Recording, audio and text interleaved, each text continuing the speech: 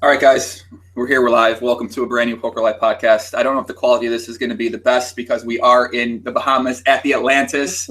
And if you couldn't tell, my name's Ike Haxton, a.k.a. Hollywood Haxton. I'm joined by my friend. This is Joe Ingram. This is Joe Ingram right here. And we're here for a new Poker Live podcast, man. So let me know in the chat how the quality is, guys. And yeah, we're going to get started. And this has been a long time coming, Hollywood. Yeah, I'm really excited to be here. I saw you put on Twitter. You're fucking pumped. You're ecstatic. You're pumped up to be here. I'm very pumped to be here. I've been wanting to come on your show for a long time. I love what you do. And yeah, it feels great to be here. What do you think about the Hollywood Haxton impressions that some people do on the podcast?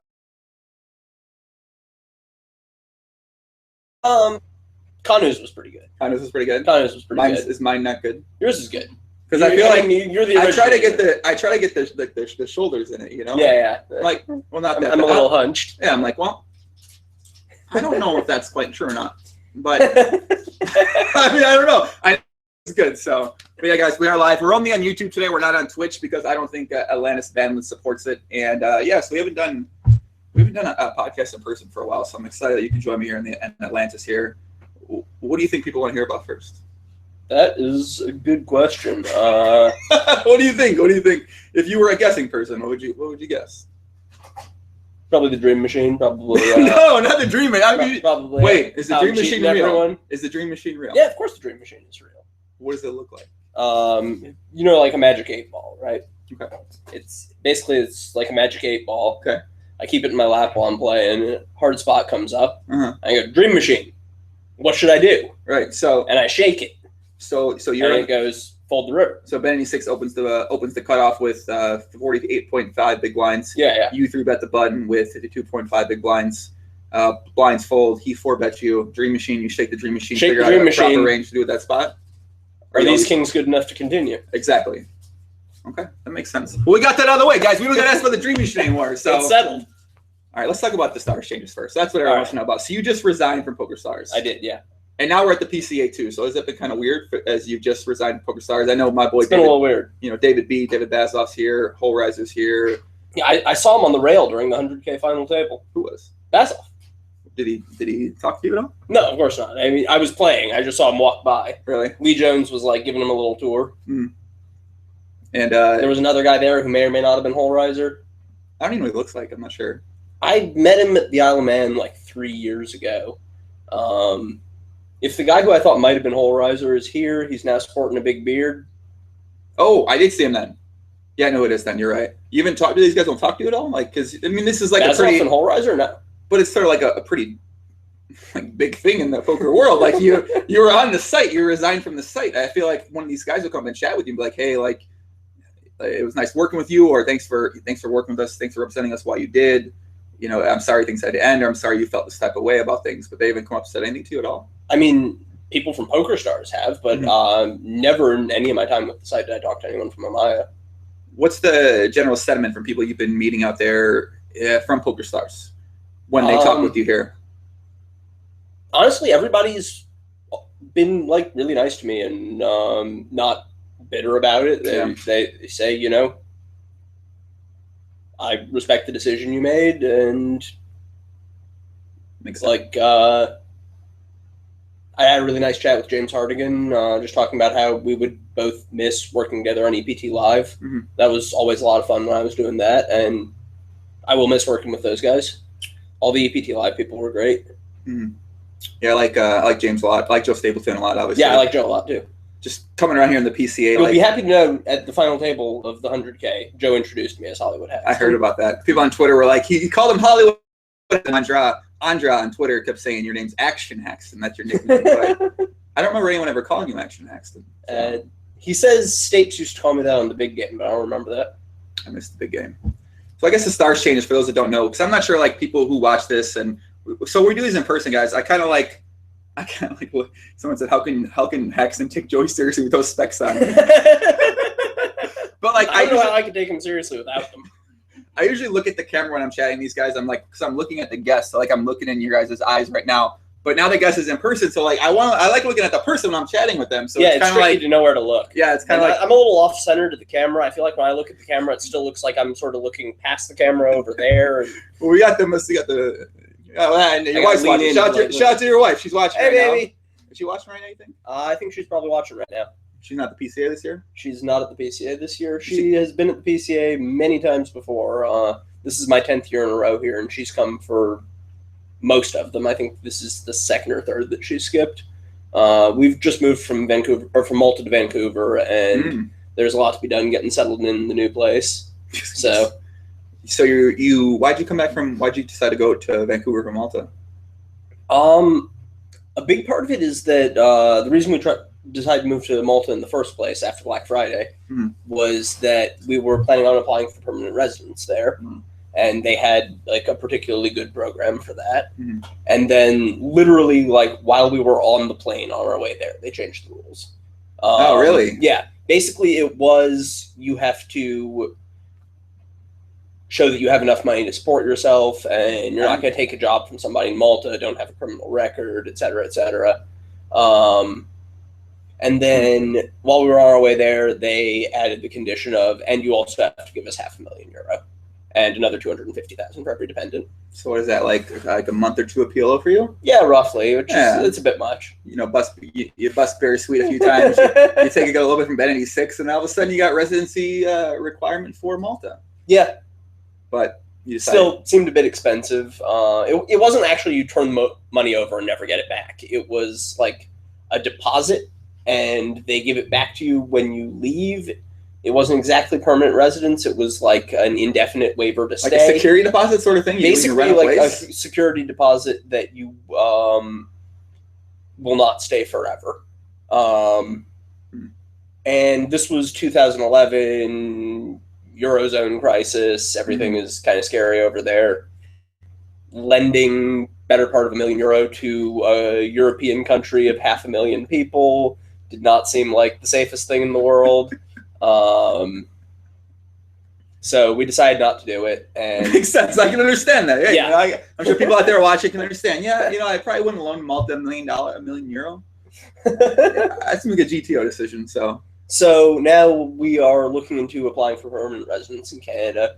They have a program for.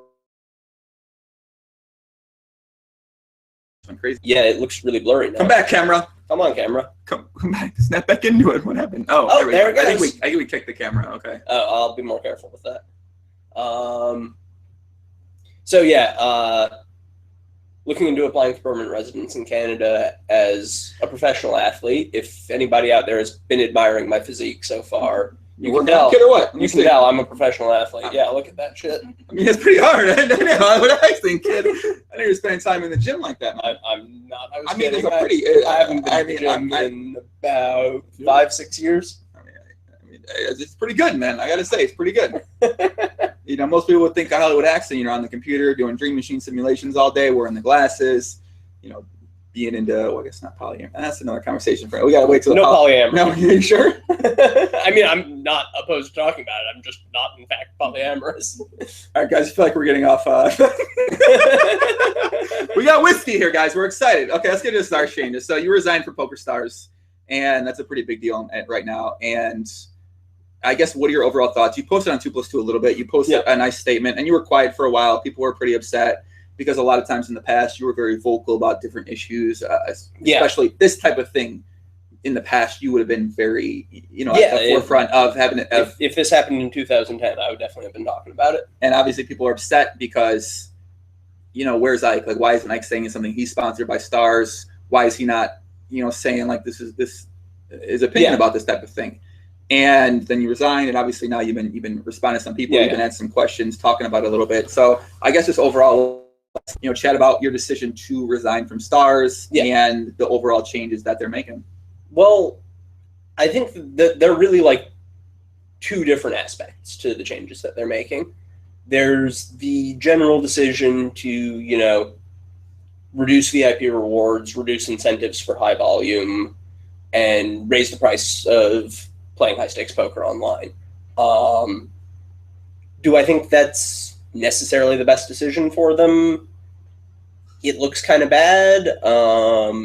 It looks kind of short-sighted, but, you know, they have access to data I don't, and I'd be getting ahead of myself a bit if I were to say that, like, I know they're making a financial mistake. I don't. And I think they're within their rights to raise prices if that's what they want to do, whether or not it's a good idea. And then there's the second issue of the cuts to Supernova and Supernova Elite, Right. which I think are just really not okay. Those are 2-year programs. The way it works is you play a certain amount in 2015 and you get something in 2016. And they've decided you're not going to get what you were supposed to get in 2016. And I'm just not okay with that. I'm reading the chat. The chat's very excited. I can't help anything. The fucking chat, man. They're just hilarious in here. So you decided ultimately that you resigning from Stars was the best decision to make. You didn't want to represent them. Your contract was up, and you decided don't want to renew it. Yeah. And I guess why not renew it in that situation? Like, why decide to resign? I am not going to endorse a site that I don't think is committed to treating its players fairly. That's really all there is to it. I mean, long time ago, it's obviously not the same thing, but I got offered a lot of money to be sponsored by UB. Ultimate Bet. Yeah. This is pre when they took a lot of players' money? No, this was after they had. Oh. So, Okay. I mean, obviously, I'm not comparing the Stars situation to UB. Stars is not cheating people like that. But I've always felt like I'm not going to represent a site I don't believe in. And that Stars has become a site I don't really believe in. So I think when you say believe, though, just believe in terms of doing things for the better of the players, and players defined as regulars or fun players or just all players in general. So what do you mean by that? They don't have to be, going out of their way to be the most profitable site for pros to play on or the most fun site for amateurs to play on or anything like that. But I think there's some minimum standard of behaving ethically and treating customers fairly that I think is, a minimum for a site that I'm going to be willing to work with. So just from PokerStars' perspective, how they took away Supernova Elite, abolished the program, cut the rake for these guys that worked really hard 2015 to get Supernova Elite. When those changes were made and you saw they were upheld, you decided it's just not worth it now to get I guess people in the chat are saying, you get the guaranteed paycheck, and I'm not sure how much, in terms of that, there's been speculation. I know there's been a lot of speculation. People would like to know how much I was making. I'm not going to tell you, but sure. Yeah, I'll get you enough whiskey. I feel like we can get out of here. Keep feeding me the whiskey. Maybe I'll change my mind. But no, seriously, I can't really talk about. I mean, I could, but I'm not going to talk about how much PokerStars was paying me. Like, but give me the gun. Give me the. You got the. Give me the thing where we hold him down. We electrocute him until he tells us the answer. Okay, can we do that? If we're gonna go that route, can you at least give me like the truth serum instead of the threat of force? Yeah, that's true. No, people were speculating about your contract. They said maybe they cut your benefits, and that's why you resigned and stuff like that. That's just some speculation. Yeah, they didn't. So it's pretty much same contract. You have the option to renew or not renew, and you decided to not go with that. Yeah. Actually, I'm not sure I even technically have the option not to renew, but if they want to keep me, they can keep me. But if I say I want to be done, they're not going to keep me against my will. It's not in anyone's interest for them to force me to work for them for another year when my heart's not in it. Yeah. And they were very fair about letting me out of my contract when I said that's what I wanted. Who do you talk with in that situation? Is it you talk with not Bazov or no, Riser or anything like that, right? The head of team online is Mema Saras.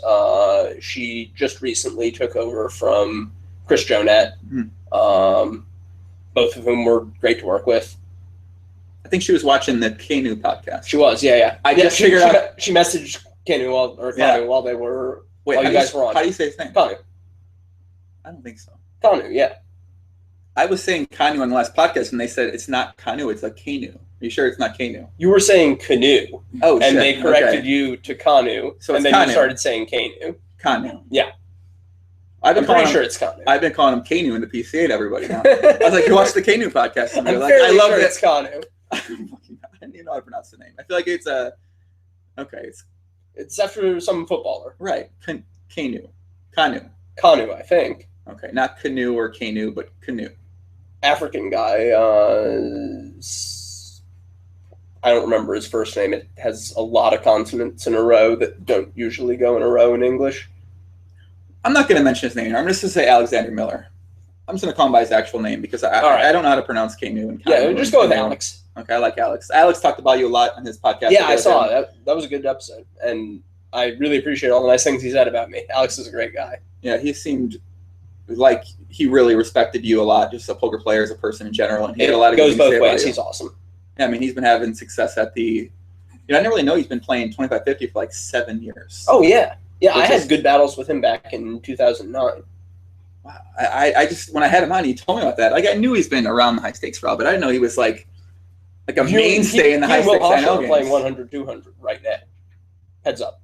Right now. Right now. So people can go load up the tables. Yeah. If they're watching this live. I mean, now. Unless it ended in the last 20 minutes. They'd been playing for hours when I left my room. Wow. So shout out to my star pupil. Kanu? Is he your star? Are you sure? I think he said something about, he was talking about during the podcast how someone, Walasha got mad. Yeah. So maybe Walasha watched the pod because he didn't play him for a long time. Maybe I kind of think so. I think Walasha saw the pod and got mad about him talking shit.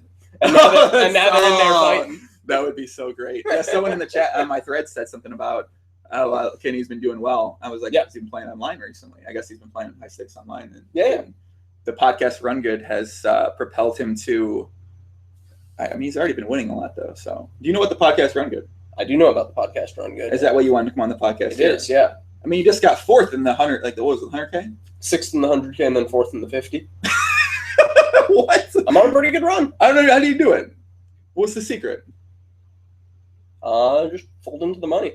Fold into the money? Yeah. Just knit it up on the bubble? Knit it up the whole way. I don't know how he does it, guys. This is like... This is pre-podcast Run Good, too. I can't even imagine. I mean, you look at Fedor now after he comes on the podcast all the time. And I know. I'm no match for Fedor, but I'm hoping with a little podcast Run Good, I can get there. Okay, so I asked Ben Salsky this question. Like, if you and him sit down for a conversation and you guys are chatting, like, who's the guy controlling the conversation? And I actually got to witness that during the summer at Bellagio when we were all outside Bobby's room. Oh, yeah. Poker one day. And I was like, this is the answer to my question. You and Fedor sit down in a room. You guys are drinking a little bit. Yeah. Well, how's that conversation go? Like who's controlling the conversation? Because one person usually controls the conversation. Really? I feel like most times one person sort of like the other person might just be listening to them. Like they sort of defer to them in a particular spot. You think with him it'd be 50-50 sort of? I feel like most of the conversations I have, unless there's some people who just dominate a conversation. Right. You know what I mean? Exactly. Yeah. You know, or some people are just shy sometimes. Like they feel like... Yeah, and there's some people who just won't talk that much. Yeah. But I feel like in most conversations I'm in, it's 50-50. 50-50? Well, we're actually probably going to meet with Fedor later tonight after this is over. Oh, yeah? Yeah, so we might get to see this actually in person. And right. I'll get an answer for the people out there in the podcast. So sounds good. Did we touch on all the stars changes? I mean, I obviously I've discussed these a lot. And I mean, we can get into the specifics of things, but I mean, I've really discussed them so much with recent guests. Yeah, I mean, I've watched your show, and it's been a big topic of conversation. Right, like I mean, sure. it's just like it's a big topic of conversation when anytime poker players are talking to each other these days. It's kind of the biggest thing going on in our little world right now. What's sort of the feedback that other players that you might be playing with in these different tournaments are saying to you or asking questions to you? Like, what are they talking about to you? I don't know. I mean, everybody's frustrated and disappointed. They are wondering if there's any chance things will get rolled back or if we need to be afraid it's going to get even worse from here. What do you think about that? You think the changes get worse from here? Because I personally think that for the professional player's perspective, they do. I don't understand. I don't know how they wouldn't. That's what I mean. I don't see how they wouldn't get worse from here because it seems like they sort of want to. Not only has Stars said specifically that basically professional players are making too much money and the games would be healthier if they made less, but they've also gone and done something that indicates that they have less respect than they once did for their obligation to treat players fairly. So you put those two things together, I don't see how you can have a positive outlook on what's coming unless you think that the fallout from these changes is going to be so bad that they're going to have to reevaluate the direction they're going, which is a possibility. What do you think the possibility of that is, though? I feel like there's just going to be enough traffic on Stars with the spin and goes, with the future jackpot pokers, with whatever else they have in store that, Daniel was talking about on the podcast I did with him, that, I mean, maybe they just do really well with recreational players over the next year, maybe they a little do bit more, and then they realize we don't need the pros. We don't need them at all for this next 3-year window. That's absolutely a possibility. That scares me personally. I mean, that scares me too. Right. I mean, obviously you're playing a lot in the, in the PLO games, and the rake change that they made, you get no rake back at these stakes now. Right. In theory, you think that might affect those games. What we've seen so far, I think, is that games have been running at the 2550, and after the podcast with Canoe, all of a sudden the 2550 and 5100 non-Zoom tables came back, and we talked about that. I don't know if that was coincidence or if they had that plan, but I found it was pretty. I think they probably had that plan. You think so? Maybe. It was really weird. It came back 3 days after the pod. All of a sudden, the non-Zoom PLO tables were back, and they haven't been around for 2 years. So I found that sort of interesting. But I guess from your perspective, what's your plan? I mean, you obviously play live poker. You have success at live poker. So if online poker, if the high stakes ecosystem goes away, you still have this live cash, live tournament that you can rely on. But relying on live tournaments for a living is a scary idea. I mean, I've gone 40 straight live tournaments without a cash before. I don't believe it. Yeah. 40? 40. For you? Yeah. It was in 2007. Okay. Okay. That makes sense now. I may have been playing really bad at the time. This is like Fedor telling me he won 10 tournaments without a cash. I just don't believe it. Oh, you go 10 tournaments without a cash all the time. I don't think Fedor's been 10 tournaments without a cash in 25 years. He's 21 years old. I just don't think he's ever not went 10 tournaments without a cash. It's so easy to go 10 without a cash. Man, it's Fedor. I don't know, man.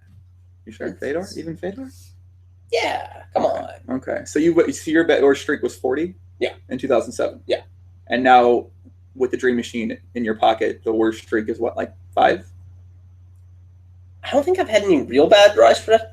How does it feel to not have any bad spells? How does it feel? I feel you see most of these tournament players are sitting down, they just busted out. They're like, "What's up, man? Hey Joe, how you doing?" Yeah. We don't it's go good through to that. have a lot of different things going on at once. So that if I'm running bad in tournaments, maybe I've been doing well online in cash games recently. If I'm running bad online, maybe I've had a big score in a tournament recently. Mm-hmm. Buying action from other people. We're kicking the camera here. That's maybe why it's going like this. All right, I'll keep my feet off that thing. It doesn't matter. All right, fucking. Yeah, just kick. Yeah, so having this diversification where you have online, you have buying pieces, you have live tournaments, you might have live cash.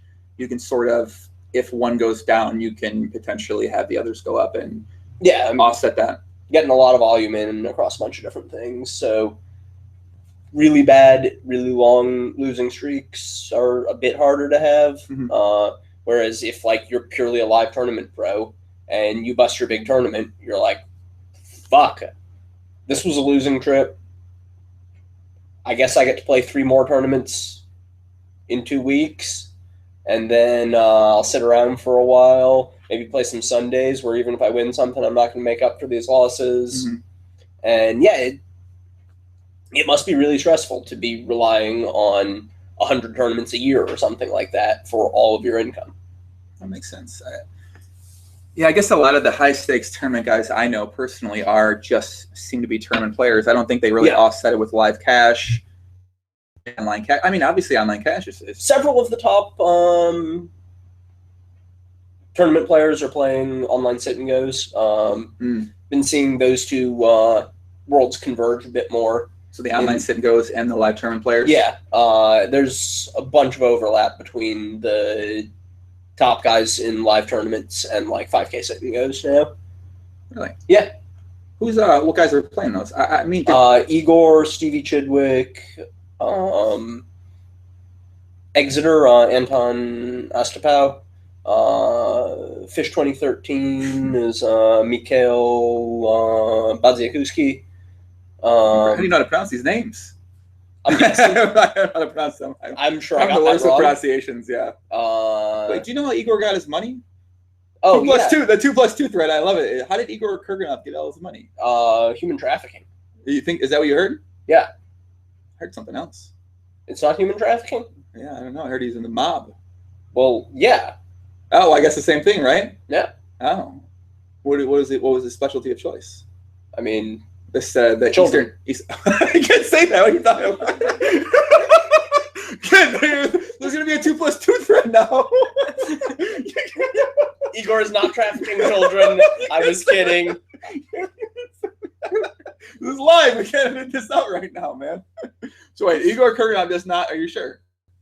Trafficking children? Are we positive he's not, though? He seems like a nice kid. I think so too. I'm I pretty don't sure think he's not Liv would let trafficking him. children. I mean, I don't know. Now I'm not sure. You're gonna be like, hey, Joe, I heard you had Ike on the podcast, and he said that it was trafficking children. I'm not trafficking children. I'm really not. I promise you. I'm like, listen, I know he was kidding around. So he's not trafficking children. I'm pretty sure. How does he get his money? 2+2. I'm pretty sure he's just winning at poker. I think so, Joe. Yeah. I don't know. 2+2. I love. Sorry to disappoint. But yeah, I think Igor is just a very good poker player and has won a lot of money. Do you ever read the 2+2? Do you ever read the 2+2 threads? Like Yeah, of course. They're so fucking funny, man. Yeah. I feel like the people on 2+2 are, well, they've been mean to you recently. They hate you. They're coming back around. They're coming back around. Well, you've been answering questions now. Yeah. That's why. There's nothing that pisses 2+2 off more than denying them the attention they feel entitled to. What do you mean by that? I mean, if you like, I'm stepping in it here, but if you like look at the Hastings thread, oh boy, somebody said something bad about me, and they expect me to come and defend my honor right away. And honestly, I wanted to do that, but when I saw that post from Bake saying Ike knew about the Hastings thing, allegedly, the first thing I did was I talked to my bosses at Stars and said, hey, I want to respond to this, but I want to talk to you first and, give you a heads up that I'm about to be in this shitstorm. Mm-hmm. And they were like, well, we need to run what you're going to say by the PR department and everything. The PR department. Yeah, literally the PR department. And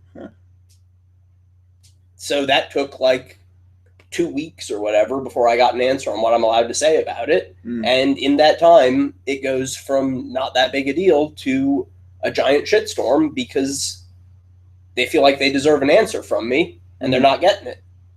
And so you can understand from their perspective, obviously, like we talked about before, you've been vocal on similar issues in the past. yeah, And, they sort of want someone from Stars to say something. They want to hear something about it. And yeah, of course. And I mean, they were getting less than they thought. So now that you can talk about that. Yeah. I mean, just we're talking about the camera keeps going. How's it doing? Come on, camera.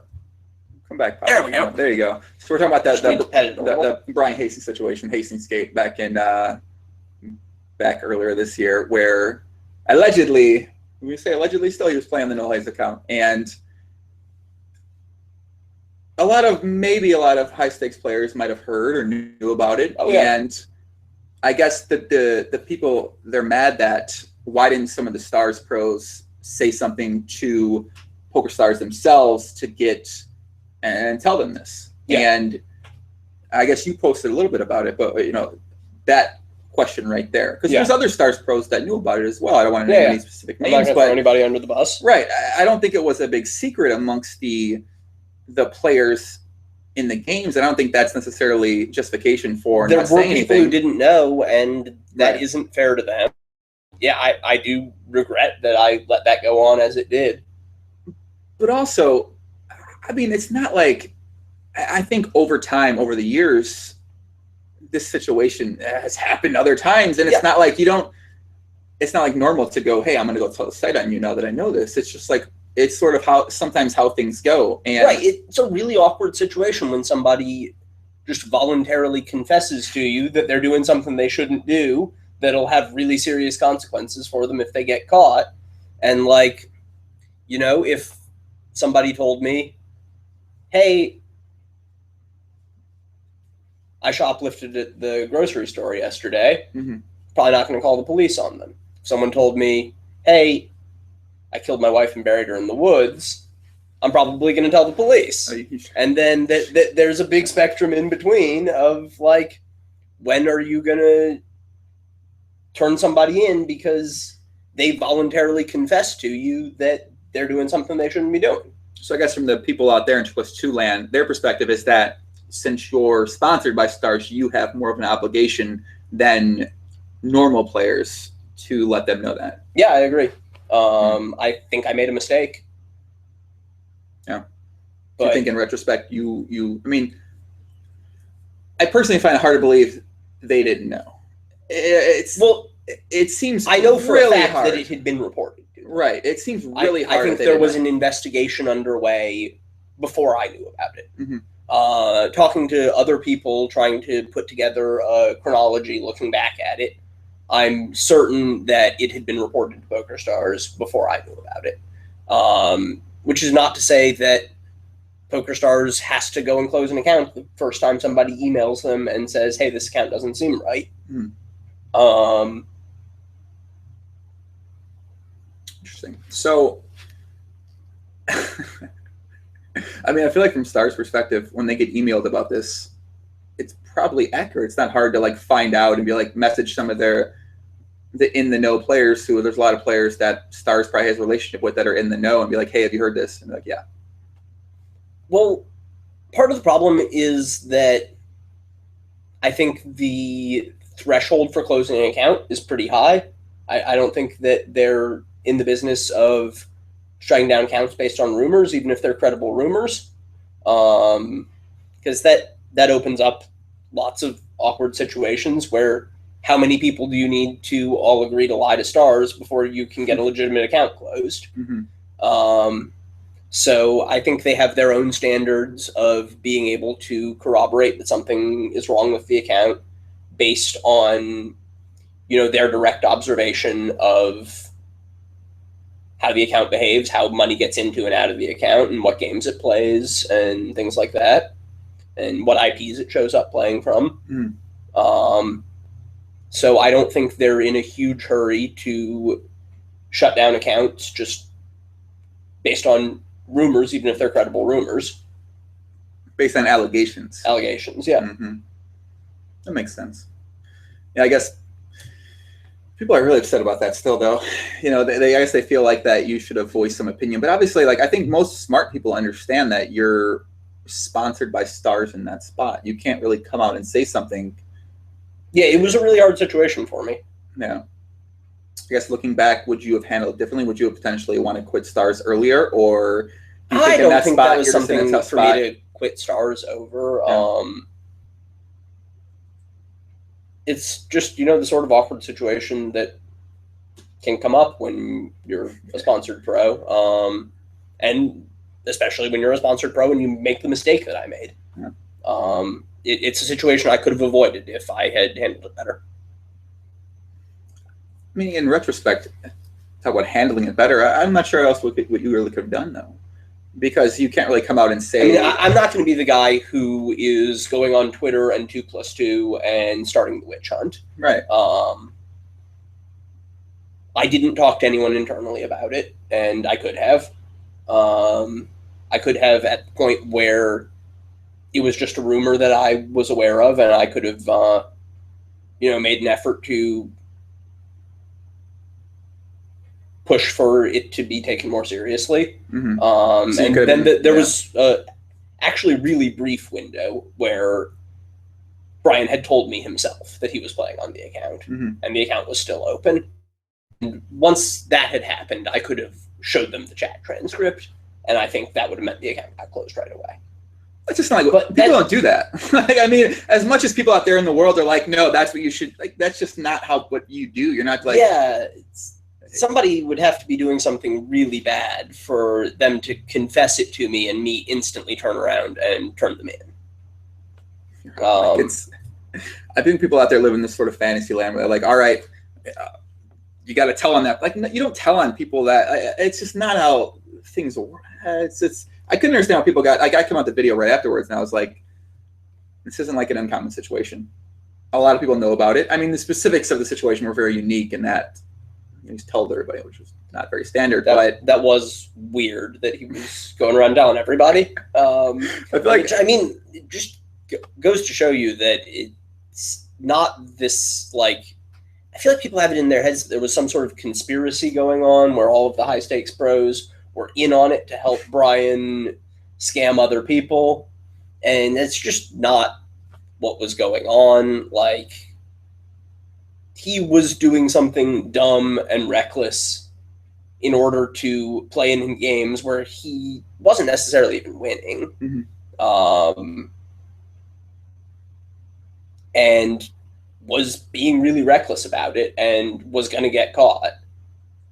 This was not a well thought out criminal mastermind sort of behavior. Not GTO, right? You know, not GTO. No, not GTO. Not ethically GTO. And if you've decided to do something kind of unethical and play on someone else's account, not practically GTO way to get away with it. I think he was just not really thinking about it, and his first priority was to play on stars without having to leave the country, and his second priority was to not have to feel bad about it, so he told everybody. And that didn't show a lot of foresight on his part. We talked about this enough. I feel like we have. I don't know. I mean, the chat, like, I don't want to talk about these things personally, but I know that the audience out there is sort of interested in this. This is what the main discussion, has this been the main discussion in the thread? Ike resigns from stars. Has this been what people have been chatting about the most? This is what they want to know? Well, I wouldn't say this is what people want to know. This is what, like, 3 very loud people want to know. There's a real tendency when you're reading 2+2 to see the loudest voices as everybody. And that's... I've been thinking about this a lot because you have this, like, I don't know if you follow the feminist discussions on Twitter. And, you know, I always feel like the loudest people in that argument are the people who are very, like, on the feminist side of things. And if you're against that, you're not going to say anything because you're just going to get so much shit from the super loud voices on that. And now, don't make them mad. Don't say anything. I know Kate Hall. Shout out to my girl, Kate Hall. I know she's probably out there somewhere watching or listening to this. But I feel like it's always like the loudest people are always on, like, the politically correct sort of, like, the battler side. And then the people who might want to voice their opinion against that in support of the other side are just hesitant to because they don't want to deal with this person. The loudest person in the room sort of thing. I don't know if that's how I would categorize the conversation that's going on around feminist topics in poker right now. Go ahead. Give me your outlook on that, because the feminist discussion is crazy. Like, anytime I'm in fear of saying anything that's going to upset the feminist. I mean, I'd say I come down pretty much in the feminist camp on that stuff. I'm not saying anything. I'm done talking right now. Go ahead. I think there are a lot of really loud voices on the anti-feminist side. Like who?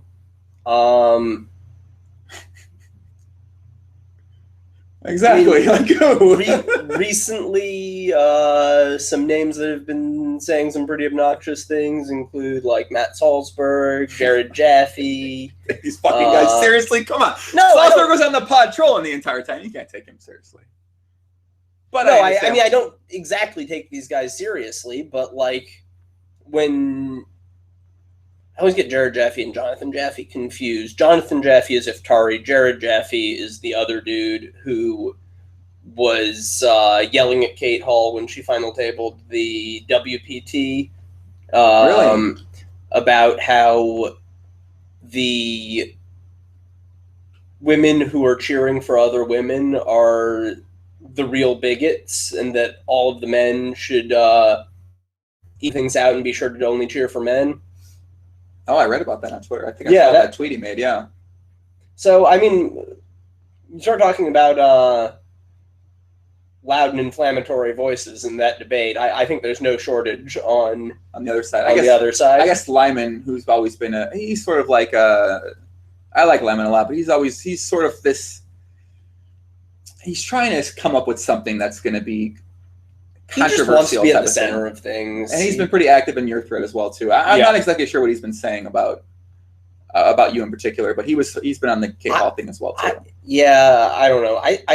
didn't really follow his complaints in my thread either. Kind of just seemed like he was trying to make it about himself and talking about bunch of shit that didn't have anything to do with anything. That's what I was like, reading. I'm not sure how either, he's great at his job as a bicycle club ambassador, and how he knows that I'm actually not worth anything to stars, and that's... I don't think he said that's why I'm not there anymore, but that... Actually, he said both sides of whether or not I was worth anything to stars. I didn't understand what he was talking about. That's actually an interesting thing. Do you think that you are worth something to stars on the sponsorship side of things? I think so, yeah. I mean, I think they're probably better positioned to evaluate that than I am, and they certainly thought so.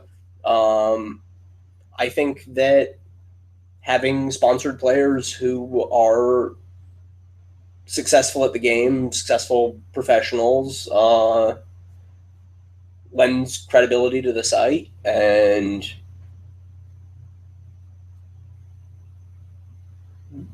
makes people trust the site more.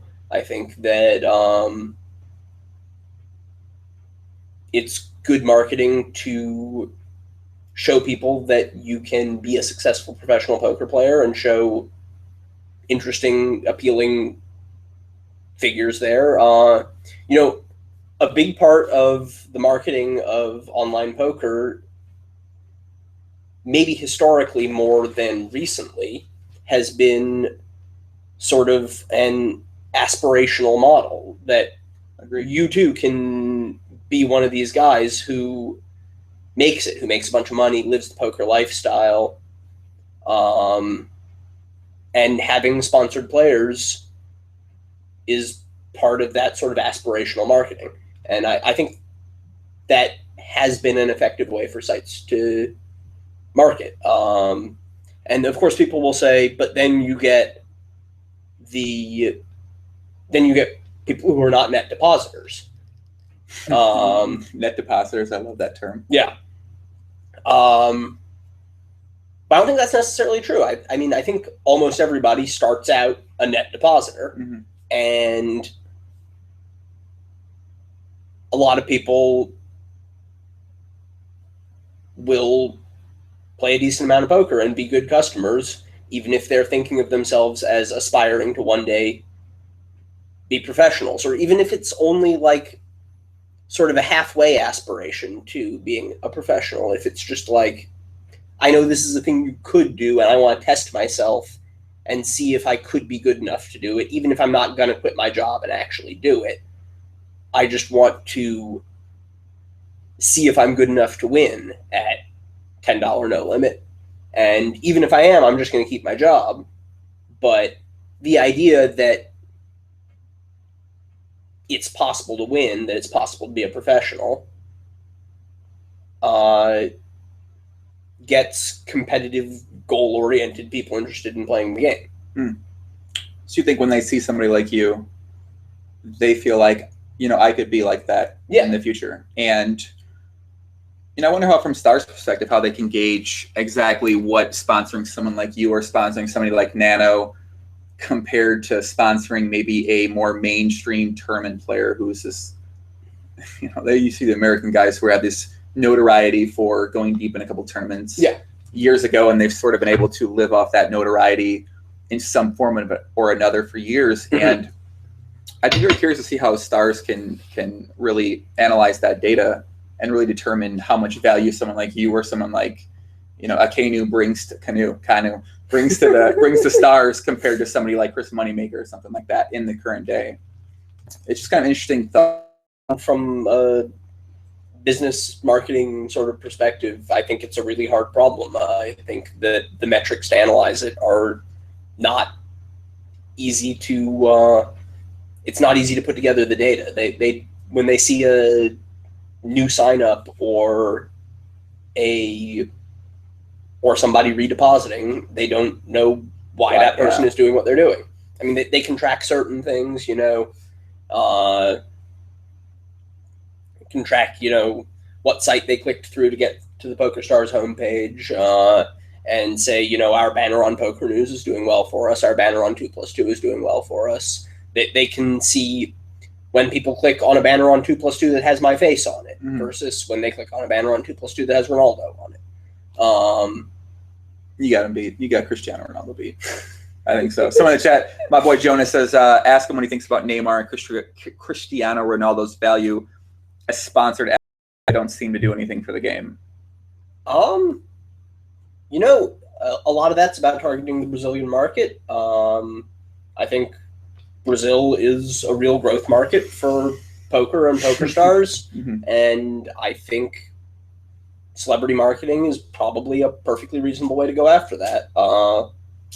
I'm not going to go out there and say it's a mistake to sponsor guys like that. I'm sure people who know a lot more about that kind of thing than I do have spent a lot of time crunching the numbers and deciding that it's worthwhile. It seems like they're going that way towards the celebrity marketer guys, instead of the. Although, I mean, to be fair, the two aren't mutually exclusive. It's not like they're cutting Team Online. Right, that's what I mean. They didn't really necessarily. You guys resigned with you had the option to do that. Right. So it's not like it's like, fuck this, we're not doing this anymore. We're just doing this. So they were both. No, they're not firing people. I mean, they have fired people. They've always fired people. They will continue to fire people. They'll continue to hire new people. I don't particularly have the impression that the budget for sponsored pros is going down.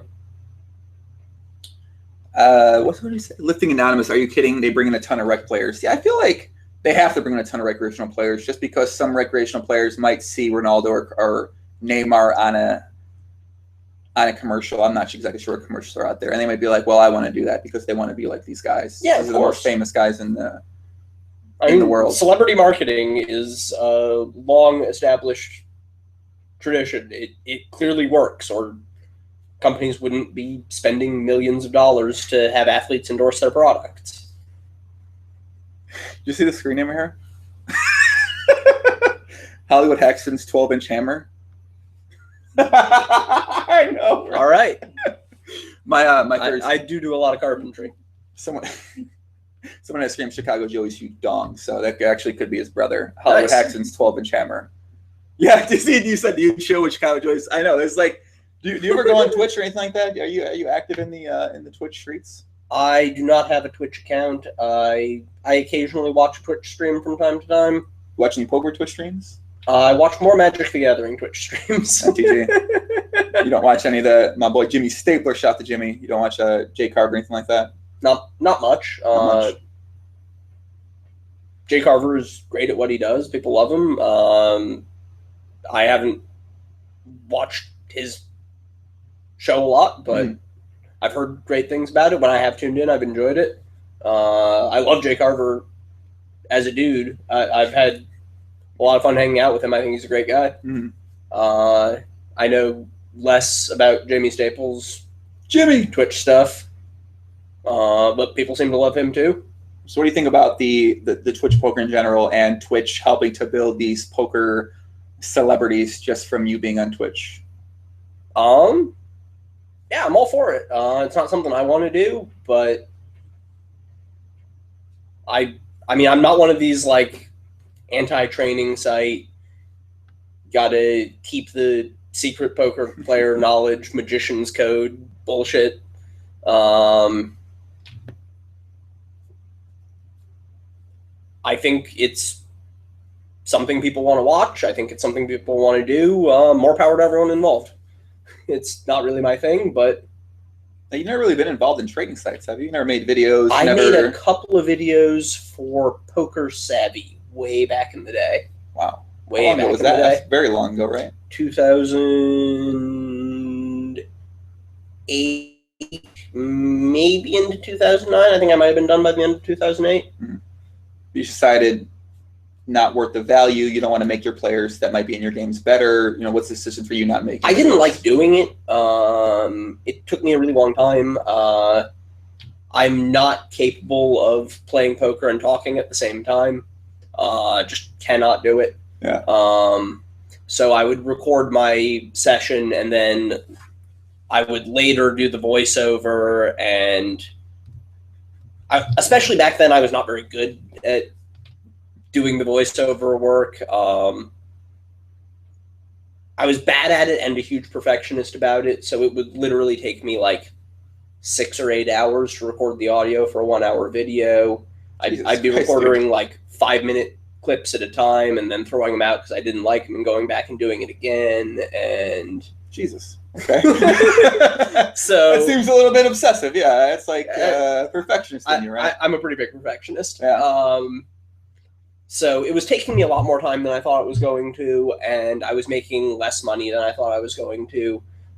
It was like an up-and-coming site, and they promised me a deal where I would be like getting some sort of revenue sharing, right. And they showed me these projections about how much money their site was going to make, and they didn't like scam me or treat me wrong or anything. They were just wrong about how much money they were going to make. So I was making like a quarter as much money as they told me I was going to, and it was taking me 4 times as much time as I thought it was going to, and I wasn't really enjoying it, and so I decided to stop. So what about in recent years, though? I feel like maybe now it might not take you 6 to 8 hours to make a video. Obviously, there's sites like Run It Once that are paying some pretty good deals out there to play. Yeah, I could get a lot of money to make Run It Once videos. If I decided to start making Run It Once videos, hourly rate would not be the reason not to do it. If you decide to make Run It Once videos, you would make Noel and Holden videos like Sauce does, right? Maybe. I don't know what I would do if I decided to make Run It Once videos. No. I mean, I just wouldn't make Run It Once videos. Not PLO, yeah. I wouldn't make any kind of Run It Once videos because, in general, I don't agree with the like players have an obligation not to share their secrets and to like protect the games for the people who are already good and not help new people get better. But just looking at my personal bottom line, I don't think it would be good for me to share things I know that other people don't. Right. And make the people I'm playing against better, and specifically better at playing against me. Right. And I could like make shitty Run It Once videos, but I'd feel pretty bad about that. I don't want to be taking a bunch of money to make training videos and make training videos that are less than the best thing I could make. So what do you think about, from Phil's perspective, Phil Galfond, who's been making these, a lot of PLO videos for a long time now, and I guess he's not really playing as much PLO in the past year or two as he started playing more again. He's actually playing like a good bit of volume at 1020 and 2550 in like the last maybe 4 to 6 months. So what do you think about, from his perspective, making all these videos, putting his game out there? Do you think that really hurts somebody like Phil, who's, I mean, I love his videos. I think his videos are pretty good, and if you're playing against him, you can, there's definitely things you can take away from his game. Yeah, I mean, I have played a good bit against Phil, and I've watched his videos, and I know more about how he plays than I would if I hadn't. Right. And so, it's a trade-off for him, too. And he's decided it's a trade-off he is happy to make. And, he has a slightly different set of incentives than I do, not the least of which is that he seems to really enjoy doing it. Whereas I kind of didn't like it. So I think that's a huge factor. He likes doing it. He thinks it's fun. I guess also it's his site too. Run It Once is his. Right. It's his thing. He owns it. When he makes videos, he's not just making his hourly rate for making videos. He's making his share of the profits of the site, and he's driving more traffic to the site for people to watch other videos. So I think on an hourly rate basis, surely Phil is making the most money of anybody in that industry. Joey's trying so hard to burst out loud these comments. These comments are fucking funny. I mean, they're funny. Ike's Moto says, we can't really see, but has Ike's... You want to read that one? The top? Where are we at? This one at the top. Yeah. We can't really see, but has Ike's big cock ripped through his pants? Pants are intact. Confirmed. You can't pants see. Are intact. You can't see. Let's see who's out in the chat, man. Let's give some shout. You ever give some shout outs to the chat? Yeah, sure. Give a couple shout outs, man. Let me see your all shout right, out. Definite shout out to Hollywood Haxton's 12-inch hammer. I love that name. Shout out to Lots of Sweets. Shout out to Rich Davis, Galaxy Cop. Has Ike ever farted in class? What kind of question is that? Have you? How would you go through fucking 16 years of education and not fart in class? That's a great point. So it's a yes. He's farting in class. Okay. I was farting during a haircut the other day, and that was really embarrassing. I really hated that. I felt so bad. So you're farting as the woman was giving you a haircut. Yeah. Did she smell your farts? I mean, not like 10 out of 10 bad, but Pretty bad, huh? She kept it together, which I appreciate. It could have gotten to be a more uncomfortable situation for both of us, but I felt really bad. I gave a good tip. So you gave her more because you farted in the thing. It seems fair, right? Can you see those ones real quick? Yeah. Just try these on. Hold on. Let me Be careful. They're very small. Okay. I have a tiny head. Okay, I'm gonna give you those real quick. Hold on a second. Holy fuck, dude! Oh my god, I can't even right now. Holy shit, these are crazy. What's crazy about them? They like make my eyes insane. Really? Yeah. I have different prescriptions in the two eyes. What negative? I don't know off the top of my head, actually. Holy shit, dude. This is like being on drugs right now. Holy, I can't deal with these. Wow. Drugs, man. You a Burning Man? You a Burning Man guy? I have never been to Burning Man, no. We've been having a lot of Burning Man guys on. I know. I'm friends with a lot of Burning Man guys. They're always telling me I gotta go. It's the best week of their life. Change everything. Come back, donate to charities. Yeah. Charity drives, stuff like that. Not gonna go, huh? I might go one day. I'm very unlikely to go this year. I haven't made any plans to do so yet. I wouldn't rule out doing it. It sounds really interesting. Sounds like the sort of thing I might like a lot. You into acid? Yeah. TOS. Is that TOS? Yeah. Are we breaking TOS by talking about this? No, that's all right. Okay. Well, if you like, I think that's what Burning Man's kind of about. A lot of Molly, a lot of LSD, a lot of acid. Shout out to your parents. I know they're out there watching right now. Hi, Mom and Dad. Do they know about this? Yeah, it's all right. Okay, it's all right. All right, cool. Yeah, I feel like that's what Burning Man's about. A lot of guys go there. They may or may not do against TOS type of drugs, and they have these epiphanies. These I don't know that would be the environment for me for hallucinogens. Kind of like a pretty small group, controlled environment, laid back sort of situation. Easily overwhelmed. Really? I'm easily overwhelmed by large groups without any further influences. Right. So on hallucinogens, I'm just scared of everybody. Really? Oh yeah. Even on. So I guess what have you tried? Just tried acid, LSD type of stuff? Yeah, I've never done Molly. Okay. There's like obviously like, it's a very different sort of experience. Right. There's like other hallucinogens. Like there's ketamine. Shout out to ketamine. There's haven't done that one either. Yeah, it's like so. I guess all the hallucinogens sort of give you this different type of feeling. Yeah. I could have. Yeah, it'd be interesting. I guess the group things. I think it does freak some people out though, just to be around, especially. I mean, Burning Man sounds really intense to me. It sounds like it would definitely be getting out of my comfort zone, which, of course, there are good things about that. But it's an intimidating idea to me. Even me, like I'm an experienced sort of rager in the past. Maybe not as much anymore, but it is sort of intimidating to me to think about going there. And you know, these like burners, the Burning Man pros, they're wearing this like green shorts that are up to here, and you know the big everything's all hanging. You know, it just seems like everyone's all. I don't know. I'll probably go 1 year, but it sounds like one of those things you should do once in your life, right? Yeah. I feel like. No, I'm not going to get into that. I was going to say, like, maybe Burning Man, like, 5 or 10 years ago before it got so big. Oh, my God. Here we go. As somebody who hasn't even been, I should not be going down that road. Dan Smith's going to be on Twitter right now. No, he's wrong. Yeah. He's Dan really had a...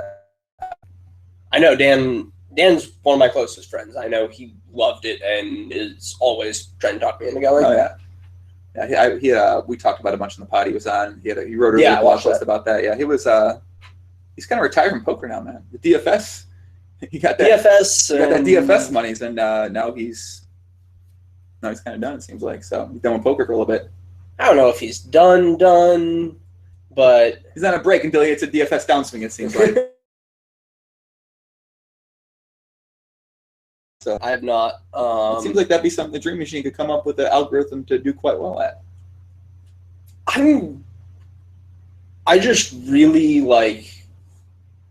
I'm just all or nothing on that kind of thing. I think, spending 5 to 15 hours a week on DFS just like wouldn't work for me. I would have to like more or less drop poker and go all out on that if I'm going to do.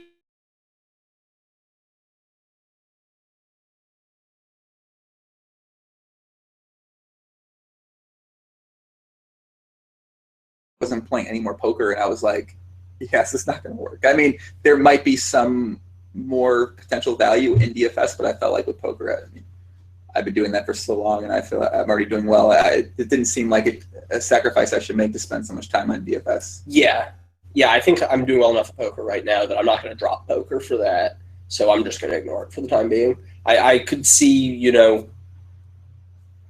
3 to 10 years down the road, not playing poker anymore and focusing on a different sort of gambling, or I'm sorry to all the DFS people, a different skill game.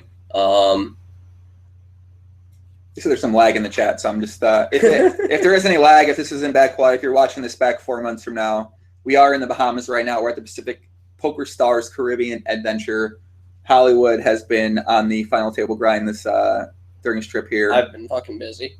What else have you been doing down here, man? What's it like for you? Nothing else. Just playing poker all day, every day. You say you get stopped a lot in the hallway? I mean, occasionally by people I don't know, but just like I know everybody. Right, exactly, yeah. Been around this scene for a long time, know a lot of people, and Atlantis is just crawling with people right. Like good friends or acquaintances, and I was just saying earlier, like, you can't get from point A to point B without 10 stop-in chats. And not necessarily that I'm not happy to see any of these people, but like, yeah, there are a lot of people I know around. Yeah.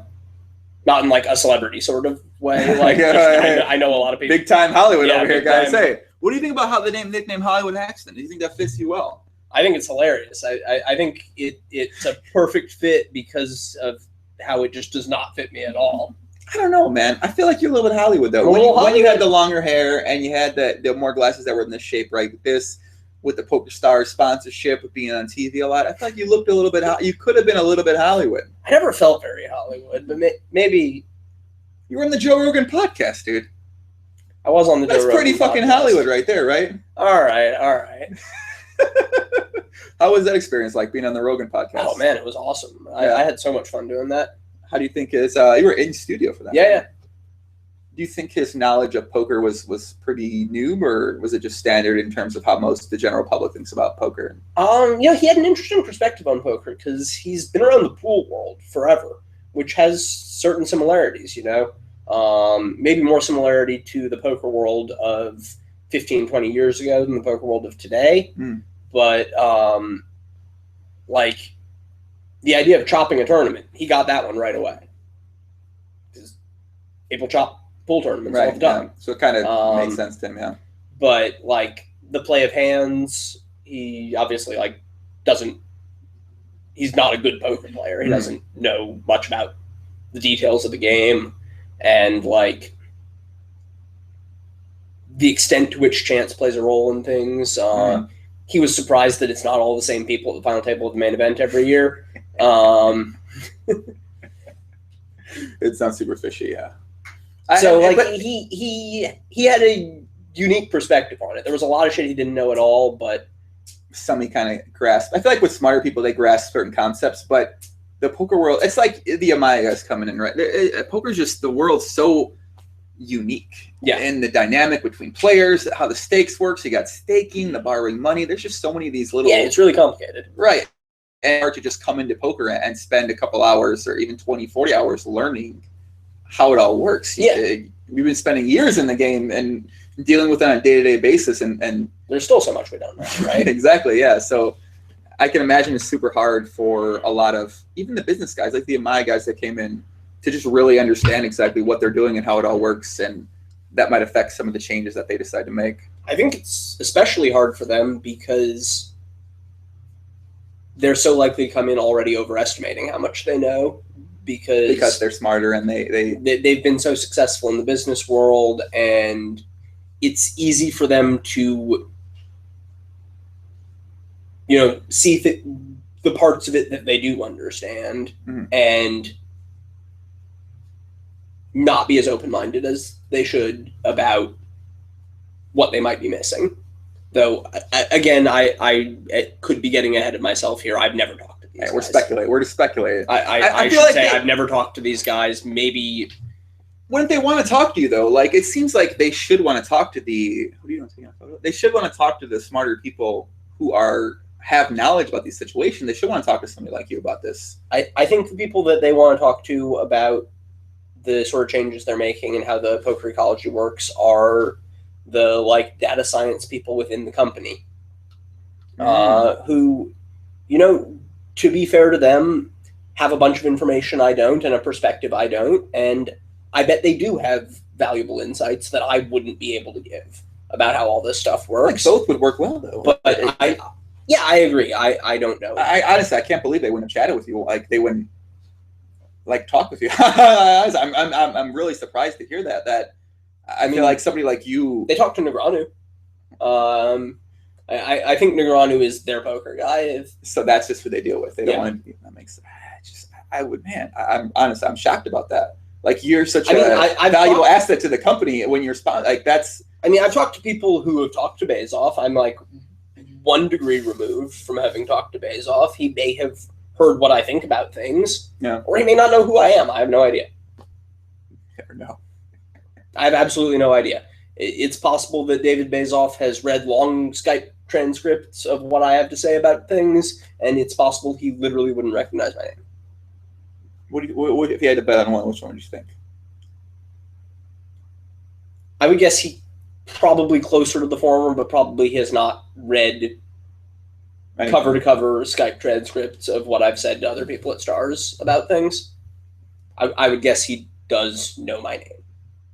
I think so too. I imagine he's heard it. I mean, I would definitely guess he has heard it, but I would not assume that it's a certainty that it meant anything to him. It seems like a problem if the CEO of the company for the Pokerstars doesn't fucking know who one of the top pros on the site is, who's one of the best poker players in the world, debatably at all forms of poker. Like that just seems like a big issue, a disconnect between the guys who are making these ultimate decisions and what's actually happening, like in the game. It does, yeah, fucking crazy. I mean, it just seems crazy. It really does. And for your personal poker plans, they pretty much see how things go. Play online, play some live, tournaments, and same as ever, you know. Yeah. Sort of reevaluate if things change, if the ecosystem changes, the landscape changes. I'm optimistic that nothing is going to change so much in the next couple of years that I would reconsider whether I want to be a full-time professional poker player. I think I've got a while left, but yeah, I mean, not ruling anything out. If it ceases to be possible to make a lot of money as a professional poker player, then yeah, I'll probably find something else to do. What else do you have in mind potentially? So let's say, I mean, you play a lot of the high stakes cash. I'm not sure how much you're playing here, if anything's running. I've been allegedly hearing there's some very, very big game running off-site. Off-site, yeah. Allegedly. I don't know. I've heard that. The Endboss of the Bahamas has been in this game. Yeah. I think I met the Endboss of the Bahamas. Did you meet the Endboss? Yes, did you go over there? I know. I met him at the cabana or something like that. Okay. Yeah. They're like, oh, that's the Endboss of the Bahamas. I'm like, the Endboss of the Bahamas? What does that even mean? Like, no, that's the Endboss of, like, that's the guy. I'm like, well, that seems like a powerful fucking guy if he's the Endboss of the Bahamas. So, yeah, I heard this game's been, you even gotten this game. Does someone like you get in a game like that if it's running?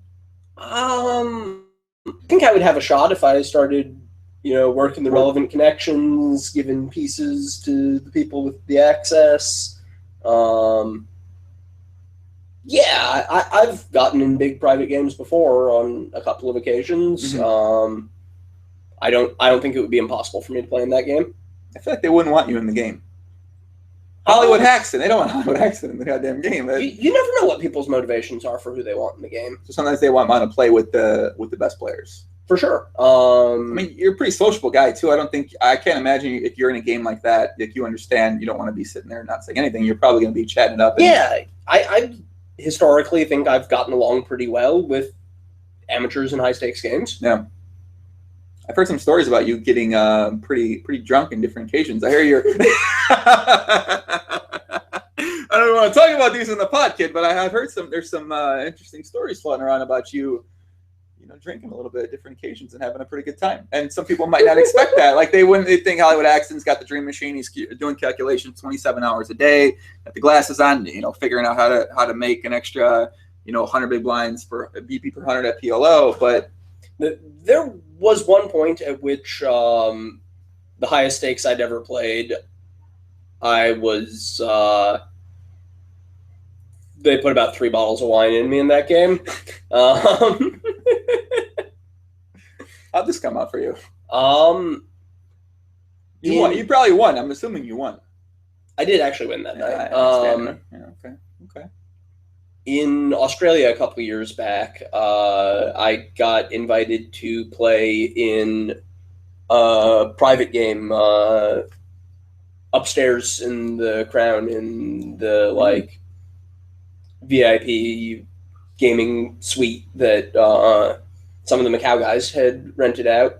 I won't name names of other people who were there. Was Durr locked up in chains, forced to play in the game to try to? No?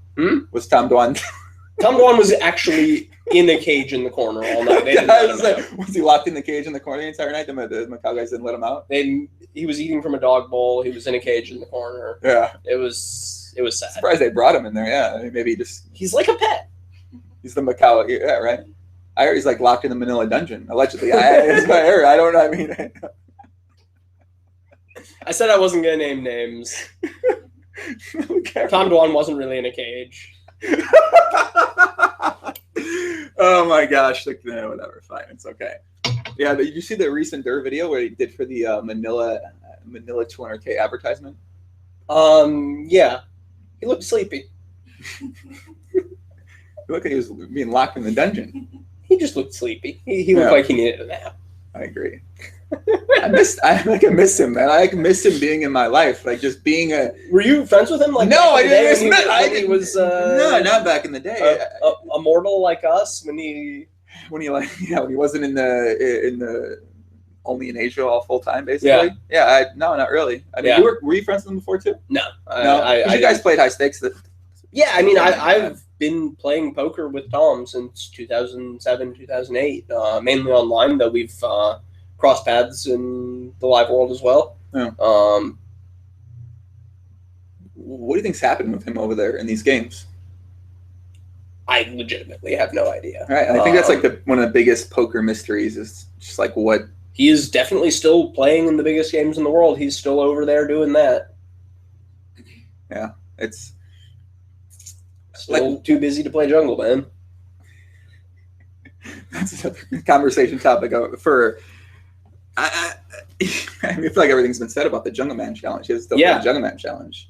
I mean, they have access to the internet for poker there, don't they? I believe they do have the internet in Manila, yeah. You sure? Yeah, I was just there, actually. The internet worked totally fine in my room.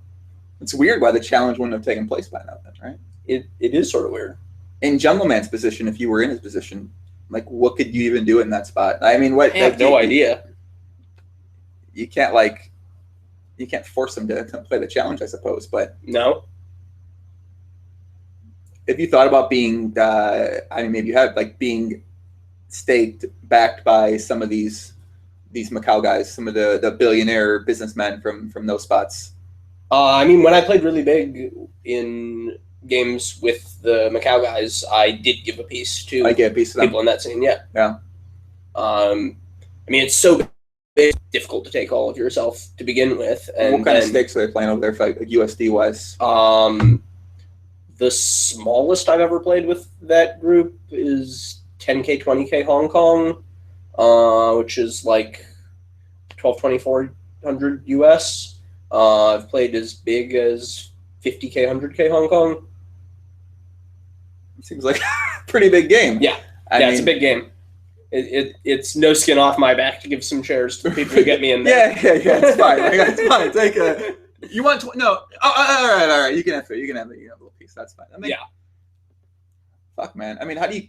I feel like when you play games like that and you have these potentially $1 million swings, it's sort of, you think it's hard to come back to playing smaller stakes or even the online stakes of 25, 50, 51, 1, 2 when it runs. Like, how do you find yourself readjusting your mindset to playing in these different circumstances where the stakes are a lot lower? It is tough. I'd be lying if I said that I just, just do it because that's what you gotta do. But I think it sounds trite, but like the thing to do is, regardless of what stakes you're playing, make it about just playing your best. The challenge is not to win X dollars today. The challenge is every time the action is on me, make the right decision. And when you're thinking about it that way, it doesn't really matter what stakes you're playing. And I guess that's like in the perfect world approach you take to that spot. That's what you should try to do. I'm not saying I'm perfect at doing that. I'm not saying I can go from playing 4K, 8K USD to playing 1020 from one day to the next and just not care at all. Yeah. But ideally, that's what you do. Is that there's poker is about one thing. When the action's on you, make the right decision. So you've kind of been playing PLO as the main game now for a couple of years, and when you first came over to PLO, almost 2 years now.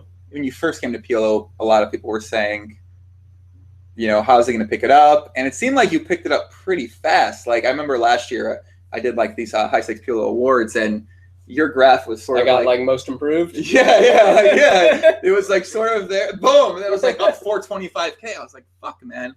I mean, how did you find? Because I feel like a lot of Nolan players come over and they find the process pretty challenging to just adjust everything and to really deal with the losing and break even you experience at first, switching over to a game like that. And they don't really stick it out to the point where they start seeing that success. Yeah. But it seemed like you dealt with a little bit of that at first, but then you got the dream, I don't know, allegedly dream machine, whatever, and then you took a little while to get it calibrated. You got to calibrate it, you got to get all the stats in there and stuff like that, and then it started. For the first 6 months or so, I'd shake it. I'd say, "Dream machine, do I call the river?" And it would just say, "Fuck 4 cards." Oh, so it was a no limit dream machine previous to that. Oh, it had it all along. Did you give it to WCG Ryder when he started playing Heads of No Limit, and that's how he had his catapult to the top? I'd say he had like maybe 3 degrees removed access to the dream machine. Okay. And then he sort of put his own spin on the dream machine to have this success as debatably the #1 Nolan Hold'em heads-up player in the world. And, I mean, I'm joking. He did it all himself. You sure? I mean, certainly I didn't have anything to do with it. He beat me for a lot on the way up. So, just about the PLO stuff. I mean, I found that awesome. Like, that was... I mean, it's super sick to be able to just have that success in such it's still a short period of time. I feel like the adjustment period from No Limit to PLO takes, what the fuck is with this camera? It takes a lot of hands. It takes a lot of time. It takes a lot of energy. Like, were you putting, honestly, chill, camera. Were you putting how much hours were you putting into really learning PLO behind off the tables at that time? Were you putting in really a large amount of hours? Yeah, I was spending a lot of time in, looking at PT4, what other people were doing, messing around with Odds Oracle, that kind of thing. It's just super impressive. You just don't see that really happen very often. I mean, Lot and I sort of came over a little bit. Lot and I has done pretty well. He's good. Yeah, man, I remember back in the day, a lot of the old No Limit Hold'em crushers, like the mid stakes, they would come over to play PLO. They would just get fucking destroyed. Yeah. They would go back real fast. I'm just like, I love it. Like, all these guys used to beat me at No Limit. Now they play PLO, and you can sort of take advantage of them in all these spots like that. I bet people were like that at first when you came over. They're like, oh, finally I could beat this motherfucker and some hands here. And then eventually you got pretty good. And now, I mean, where do you think you stand in terms of the 6max rankings? I guess you're more of a 6max player than a heads-up player. Is that just a function of maybe you don't get that much action and you're sort of have to play 6max games? I love to play heads-up when I get to play heads-up. I've played a decent amount with Victor, and I think Victor is really good. If I'm willing to play Victor, I'm willing to play close to anybody. Yeah. I guess during Isildur's last upswing, did you play much? I think you might have played a bit with him, but I don't know. Pretty good. Yeah, he beat you for a little bit. What did you think about Isildur's play during that upswing? He was playing quite well. Yeah. I think he is one of, if not the best, heads-up PLO players I've played. Really? Yeah. Interesting. Wow. Well, I guess, I mean, if you really put a big sample in against other debatably the best heads-up PLO players like the 96s or... What's that? It's time for more whiskey. That's what it is. Show them what we're drinking, kids. People got some Ballantine 21 here. What does a bottle like this go for? $2 million? I got it in the duty-free shop in the airport in Korea on my way to Manila. I think it was about $100. Okay. What you put in this here? Coke? Ice. Oh, okay. Where's the Coke at? Want another one? Sure. Which, when you consider that minibar Coke here is like $7, you're actually paying more per ounce for the Coke, I think. Now we're going to get way too into the GTO perspective things. Let's get some shout-outs in here, man. Who we got in the chat? Let me see who's out here. We got Richard Davis. What up, Puppy? My boy Daniel Showforce. What up, Daniel? Jonah Vella. What up, Jonah? Adrian Phoenix. You ever seen Adrian Phoenix? Special shout-out to Jonah. Jonah is... Jonah's Maltese. Yep. He's always tweeting at me. That's my guy. I love him. I love Jonah. Future lawyer. Future lawyer. Yeah, that's lawyer. right. I've read his Twitter profile. He's currently a paralegal, right? Mm-hmm. In law school, trying to make it in the law world, and also trying to play a little poker. I think he's going to start making some videos pretty soon. Oh, yeah? Yeah. I mean, Jonah, he's like a... I'd watch a Jonah video. Shit, man. Jonah, how can you not make a video? He always sends me all these Snapchats of where he's like, he always wears he does the Hollywood Haxton impression, too. Oh, yeah? I haven't seen that. Oh, yeah. So he sends me, let me see if I might have got one from him right now. Hold on. He always wears the glasses and does like a Hollywood Haxton impression. Let me see if he sent me one. But like that's all the Snapchats he sends me. It's a little bit weird when you really think about it. But Jonah's my man. He's like my biggest fan. You know Adrian Phoenix? Yeah. Streams on Twitch sometimes too. One of the best Noelhayes players on Twitch, IMO. Good buddy of mine too. Let me see if Jonah's got a Snapchat. Let's see what it is. Let's see what he sent me here. The kind of Snapchats he sends me. Can we get this on the stream? You gotta get it a lot closer to the camera. Oh shit! These are the kind of Snapchats Jonah sends me on yeah, like it's a consistent basis. This is what he gives me. Sometimes he's got the Hollywood glasses on. Sometimes he's got the Hollywood glasses off. It kind of depends on the impression he's trying to do. So he's in there. He says he'll send the Snapchat with the glasses. Yeah, man. He's gonna shut the joint. He's gonna start making some videos and that's awesome. Create some type of because he's a hardcore like fan of poker. Yeah, and now he's sort of taking that to the next level and maybe create some fun content. And, that's awesome. So I think it's pretty cool. Do you ever think about creating any content like that at all? Anything related to video making or maybe putting something out there of just like what your life's like or anything of that nature at all? Or are you sort of more focused on the just poker playing side? I had the idea a little while back. Have you ever watched Joe Rogan do Fight Companion? Yes. Yeah, I thought it would be fun to do like Final Table Companion, do like an alternate audio stream for like the World Series main event or big live final tables in general. So I'm gonna say this, and I already know what's gonna happen from you saying this and me saying this, but I think that's an untapped thing in poker that a lot of poker players who might want to just do something else besides play poker haven't really tapped into. Yeah, is there's all this content out there, all this footage out there, these live streams happening that you can sort of just do that on, and it's right there. It doesn't take much effort. Yeah, I don't know if there are like intellectual property rights concerns with doing something like that. I mean, if you're not making any money off of it, probably no one's going to give you a hard time. Right. If you're just putting it on, I mean, I'm sure people would love to see that if you did that. I mean, at the same time, you are giving away strategy. Not necessarily. I mean, I could just do that and... You don't think you give away anything to potential peers that might play games doing that? Like, you might not unknowingly. It would be difficult to go through like a 6-hour broadcast and not give away any strategy. Right. But, like, even if it's I wonder if you think like this. It's like if you say 2 or 3 things, but one thing catches another thing with regularly attention, and that makes them. I mean, like I sort of think about this. I was watching a Phil Gaffon video, like a deep stack PLO video, and he said basically one thing that like changed my entire approach to Pot Limit Omaha and turned me from sort of break even to being like a pretty big winner. And it was just that one fucking comment. It was literally one thing? One thing. And I gotta know what this thing is. I mean, I could probably say it's a well-guarded secret now. I could say it, and there's going to be some guys who are playing like mid stakes, small stakes, who when they hear it, they're going to be like, well, I've heard it, but like that makes like that. Wow. That's the thing. Yeah. That's the thing. And it's crazy to think about. I mean, that's sort of the thing that could happen with if somebody like you was doing something like that. You said something about something tournament specific, and obviously, I don't know. That's maybe I'm just like irrational in terms of my fear when I think about things like that when it comes to giving away poker strategy, especially at a high level. But maybe it's not that big of a concern. But I'm not sure. Yeah, I don't know.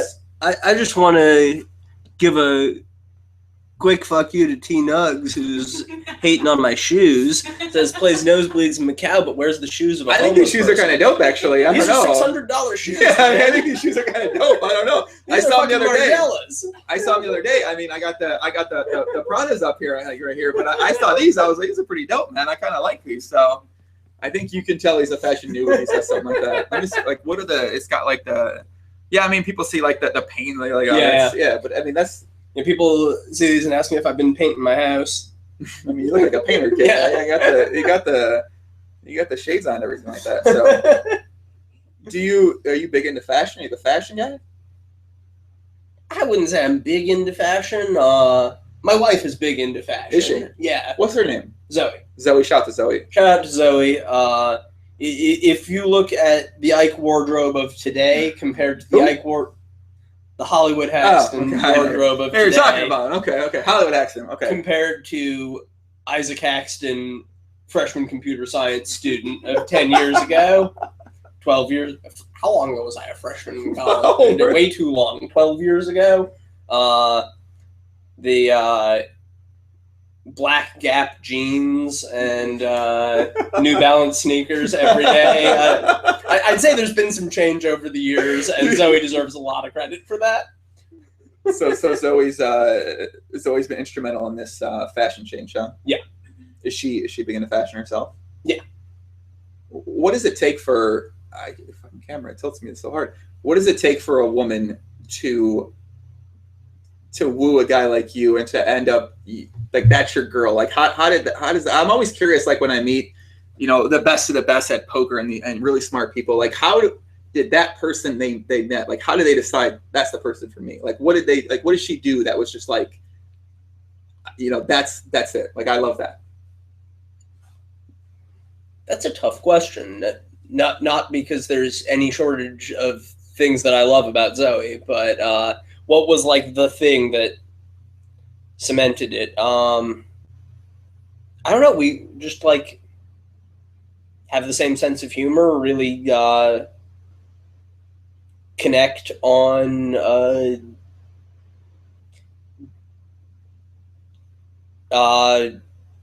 really have good conversations.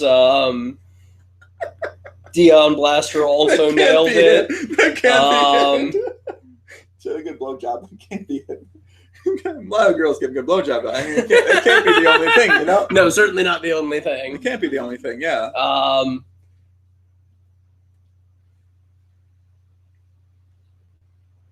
It sounds like a weird thing to fixate on, but like we're both just very into language and words and talking to each other. We really speak the same way, think about things the same way. The conversations we have are really uniquely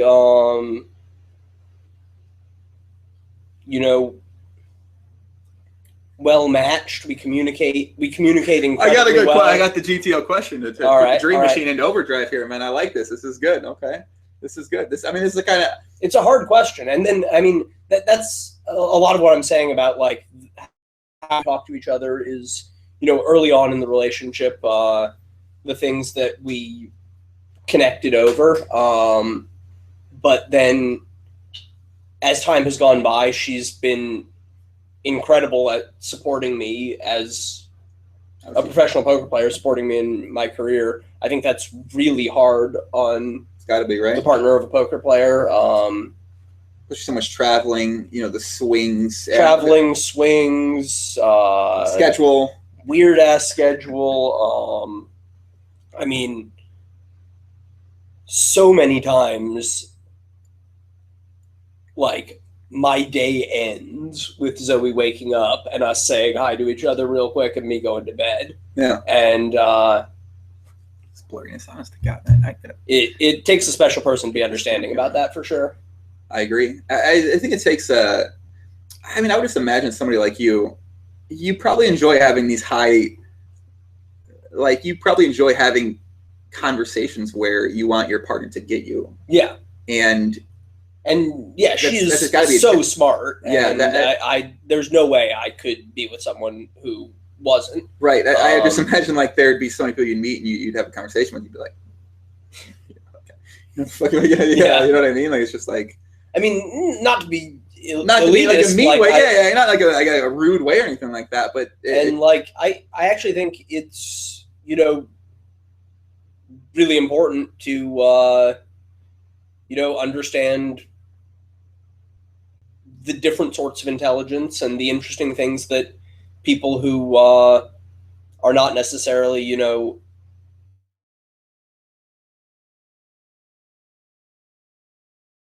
who are, you know, well educated and like intelligent by the traditional definition, can have a blind spot to interesting things that sure, I agree, people from a different walk of life have to say and know.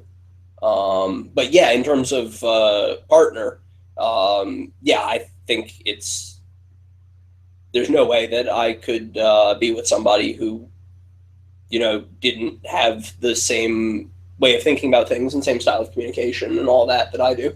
Has she, so with the traveling, so obviously you guys went to Malta, now you're in Vancouver. Yeah. How has her life changed in terms of what she sort of saw her path on to what it is now? I mean, she's made a lot of sacrifices to be with me, for sure. She comes from a theater background, went to performing arts boarding school and was studying theater in high school, and then actually in college she was had gotten away from that a little bit and was studying math but still doing a lot of theater stuff. And I think she saw her career as being in theater. When we started dating, she was acting in plays in Boston and doing other work in theater. She, like I was talking about, being really into fashion. She's specifically really into costume design. She was doing costume shop work for theater companies in Boston, design and maintenance on costumes. That's right up Burning Man's alley right there. Oh, costume design. I mean, you guys are the best costumes around. Yeah, weren't there, yeah. She knows like fucking everything you could know about, you know, what people were wearing in the French court in the 17th century and shit like that. So she was, you know, on that track when we started dating, and in 2008 I graduated from college. And where'd you go to school at? What was Brown University. Okay, Brown. And basically we were discussing moving to one of two places after I graduated, New York or Vegas. Very different. Yes. Very different options. You know, if we'd moved to New York, she would have had a lot more opportunities to keep pursuing the theater stuff that sure, yeah, she had spent her life up to that point working on. But in terms of my career, it made more sense to be in Vegas, and that was the decision we ended up making. And she hasn't really worked much in theater since. So that's been a really huge sacrifice that she made. Wish we could get a third party's perspective on this. I'm very curious on a neutral woman observer has to think about that situation, because I mean, I find that it's rough. I'm grateful and I feel a little bad about it. Yeah. And you know, it's like, I think about that from my perspective, like, you know, I don't know. I think I would just not sure I want someone. You know, I don't know. It's like they sacrifice what they've worked so hard for in their life. It's just, you know, I've been thinking about that a lot. Like, would I want to do that to someone? Yeah. You know, I'm just not. I feel so bad. But you love the person, you care about the person so much, you want to be about the person, and now that we're settling back down in Vancouver, and we're going to be in one place more. Vancouver's great for that type of scene. Yeah, Gastown is such a. She's not so sure she wants to go back into theater specifically, but she's been talking a lot about basically getting into fashion design, into designing and making clothing. Like working, is she trying to work with any type of models or anything like that, or is she trying to get in a similar? Because I have some friends up there that are into that specific industry who could potentially you could get in touch and potentially get involved with someone like that if that's what sort of things. Yeah, why not? I certainly wouldn't be opposed to taking down some names and numbers. Yeah, well, I mean that. Yeah, like I met a lot of people when I was up there. Yeah, I had a lot of fun. Vancouver, particularly with the models. No, I know, I didn't. I'm telling you, no, they're friends of friends, man. No, not me. But they're friends of friends, and they're into that industry, and some friends that are photographers in the fashion industry, stuff like that, male photographers. So I got a special. What are you giving that look for? Honestly, what are you talking about? That's not GTO. Shit, come on, papi. Con la música la mamacita. Okay. No, I don't know them anymore, though, of course. But yeah, it sounds like if they're in the similar type of creative environment industry, could be somebody to meet. Obviously. Yeah, I mean. I don't think Ben 86 is gonna I don't know. Ben 86's girlfriend could connect them with somebody. Do you hang out with the other poker guys up there? Ben's up there. I think we chat with this other day. Ben 86 is up there. Phil's up there sometimes. Who else is up there right now that you mentioned? Donnie's back there. Donnie, Justin Bonamo, Jeff Rossiter. Justin's probably up there with about 25 different women for minimum his polyamory experiment that he's doing, where he's trying to have sex with everybody in Vancouver, and I think that's cool. I support that completely. It's a good goal. He's got the pink hair. Like, it's looking good. Like he's GTO, man. Whatever. Who else up there? Jeff's up there too. Yep. Who else? Bunch of people. Though I'm now blanking on people beyond the ones I've listed. Do you envision hanging out with those guys a lot, or do you envision yourself more keeping to your significant other and just playing poker? No, I envision hanging out with those guys a lot. I went over to Donnie's house for Christmas. Just stay in Vancouver. Why don't you go back home? Just been so busy lately. Like, moved out of the apartment in Malta on December 1st. Got to Vancouver, like 4 days later, went to Vegas for all the tournaments there, and was back in Vancouver for less than 2 weeks before going to Manila for the 200K and then straight to here. Yeah. Professional world traveler, huh? It's been busy lately. Yeah. Did she come with you on any of that too, or is she sort of getting settled in Vancouver? No, she's been in Vancouver that whole time. Yeah. I love Vancouver so much, man. Yeah. I just got the weirdest deja vu right now. I swear to God, this is like the weirdest sense of it right now too.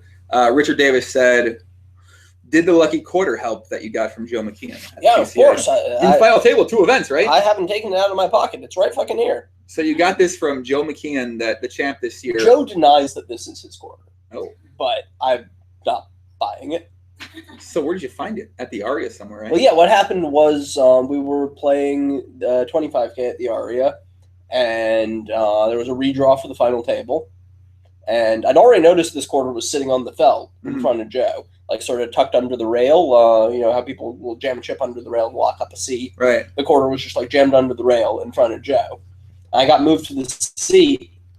And I was like, "Hey, Joe, your quarter is, you left your quarter here. Do you want your quarter?" And he like didn't hear me, didn't acknowledge it. I tried like 1 or 2 more times. I was like, "Joe, you left your quarter." And then I was like, this guy just won $10 million. I bet he doesn't need a quarter. I'm just going to leave it there. I'm going to stop being obnoxious about trying to get this quarter back to him. He was big timing you, it sounds like. He was giving that big time treatment. I think I was getting the big time treatment. Kid wins a fucking main event one year, all of a sudden they're big time in Hollywood Haxton. I mean, come on. What is that? So in any case, the quarter was just sitting on the felt in front of me. Yeah. And I ran pretty good. I went from short stacked 8-handed to finishing second. Shocking. Okay. And I was, throughout the final table, and while this final table was going on, Fedor also won the 100K over at Bellagio, which I had a little piece of. So I had a very lucky stretch. Of course you did. 4 or 5 hours. And I thought, I keep looking over at this quarter and good things keep happening. I'm just going to take this quarter with me and see if it doesn't keep coming. And it's just been in this pocket of my jeans right here ever since. And good things haven't ceased to happen. So we have a combination of you, Fedor, and the lucky quarter. Yeah. And Fedor's at the podcast run get on his side. Yeah. No wonder why the kid's been winning so much money. Yeah. Did you have a piece of him in the Manila thing too? I did not. You ran so bad, man. How's it I know. feel to be unlucky in that spot? I feel like you just auto book a piece of Fedor no matter what. Yeah, someone else got to. Yeah. Barry says, what do you have to do to get a piece of Fedor? I don't know. I feel like you could sell anything right now. Like Benny 6 sold for. What I had to do to get a piece of Fedor was I had to be the guy in the room with some cash when he needed to rebuy. Oh, okay. That's easy, huh? He's outside trolling for money. He'd sold for the first bullet to somebody else, but then somebody else was unreachable as he busted on day 2, and it was time to re-enter, and I happened to have chips in my bag, and things worked out. I love how Fedor is like, so he doesn't even set up the second bullet. He's like, I'm not even going to make arrangements for the second bullet. I'm just going to arrange the first bullet. Oh my gosh, man. They're asking about the Steve O'Dwyer doll. I actually hit up Steve O'Dwyer's sister, Maureen, on Facebook and Twitter. I was like, hey, I need some dolls. And she's like, who do you want them? I'm like, on myself, obviously. Yeah. I'm like, how many can you do? She's like, can you 4 for me? So she's going to make me a couple. So very good. So you have the Steve O'Dwyer doll that was on Poker News. You and Sarah did that I have the Steve O'Dwyer doll here with me. In fact, I can go grab it Where's it at? if people want to see. It's in my bag that I left by the door. Let's check it out. Go ahead. Go see it. Let's get some shout outs while he's getting them, man. Who we got out here, man?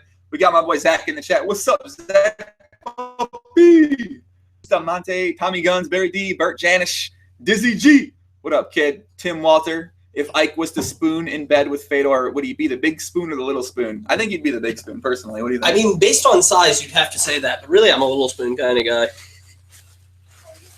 Don't fucking say that. Come on, you're talking about the live stream right now. I guess I am kind of a little spoon kind of guy. There's no shame in being a little spoon kind of guy. Let me see There's this doll. Steve. So this is a doll of Steve, right? This is Steve. You can tell it's Dude, Steve his because hair's it's so got the man sick, bun. man. I know, his hair's so dope. You can't see it from there. Let me get it up close. That's the man bun. That is dope. I like it, man. And Steve, There's Steve. He just took something else down too, right? He did. He won the 50K that I got 4th in. Very nice. Steve doll was on the table. So for that performance. We're gonna make Steve's sister like I told her I was like future millionaire here. We're gonna make her a millionaire. So if people want to order a doll, it could be of Steve, it could be of Hollywood Haxton, it could be of anyone.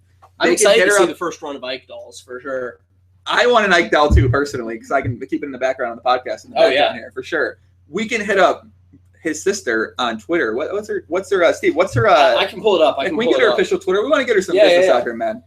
I need like an affiliate code. Give her a code or something that it was me that sent you, so I can get that affiliate poker type of code. It's all about the affiliate revenue. For sure, man. For sure. Steve's in the chat. What up, Steve? He says, hit up Maureen OD 1989 on Twitter to order your own. Hello, Steve. Shout out to Steve out there, man. Yeah, definite shout out to Steve.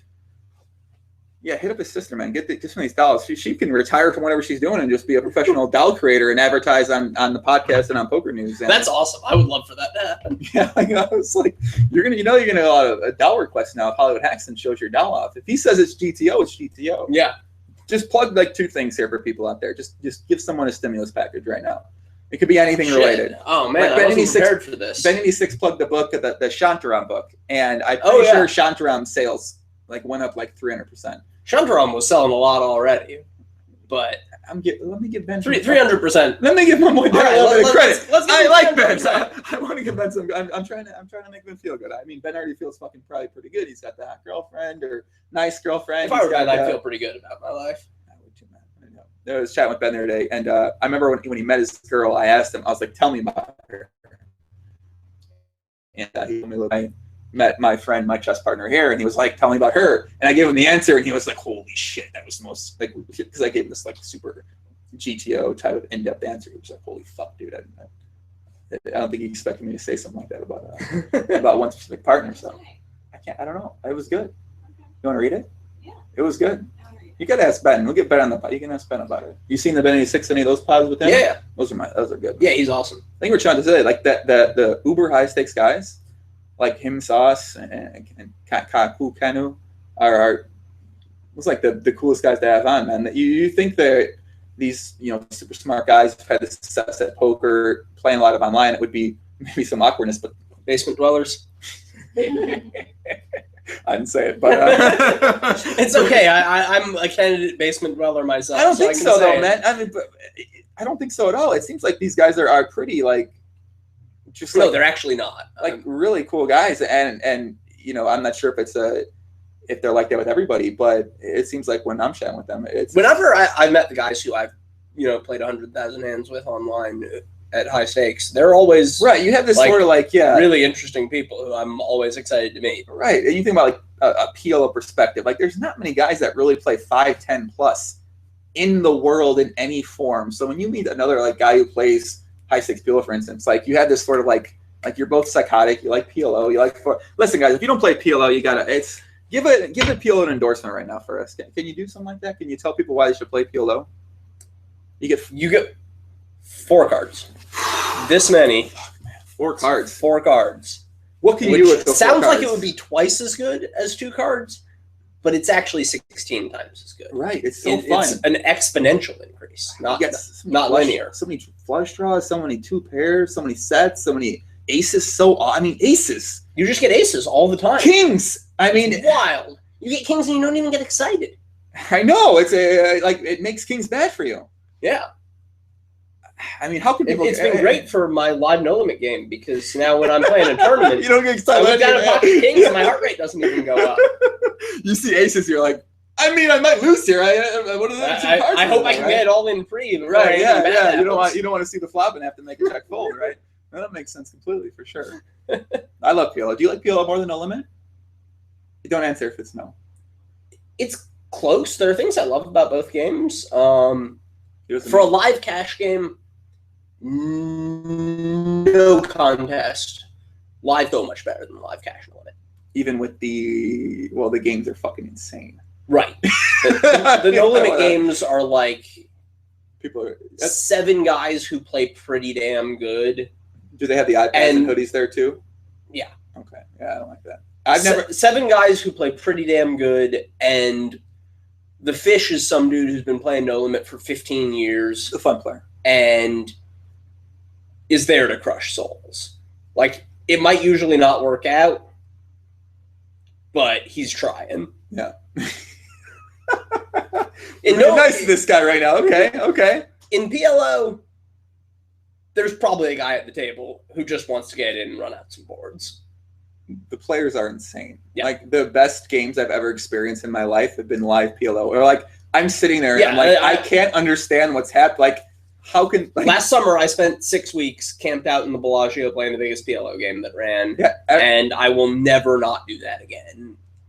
Might be getting some players. I every time I went to Bobby's room, I feel like you were in there, and it's like Oddsen was sort of grinding most of the time too. Somewhere the crazy Australian guy. Me, Donnie, Oddsen, Aussie Matt was there a lot.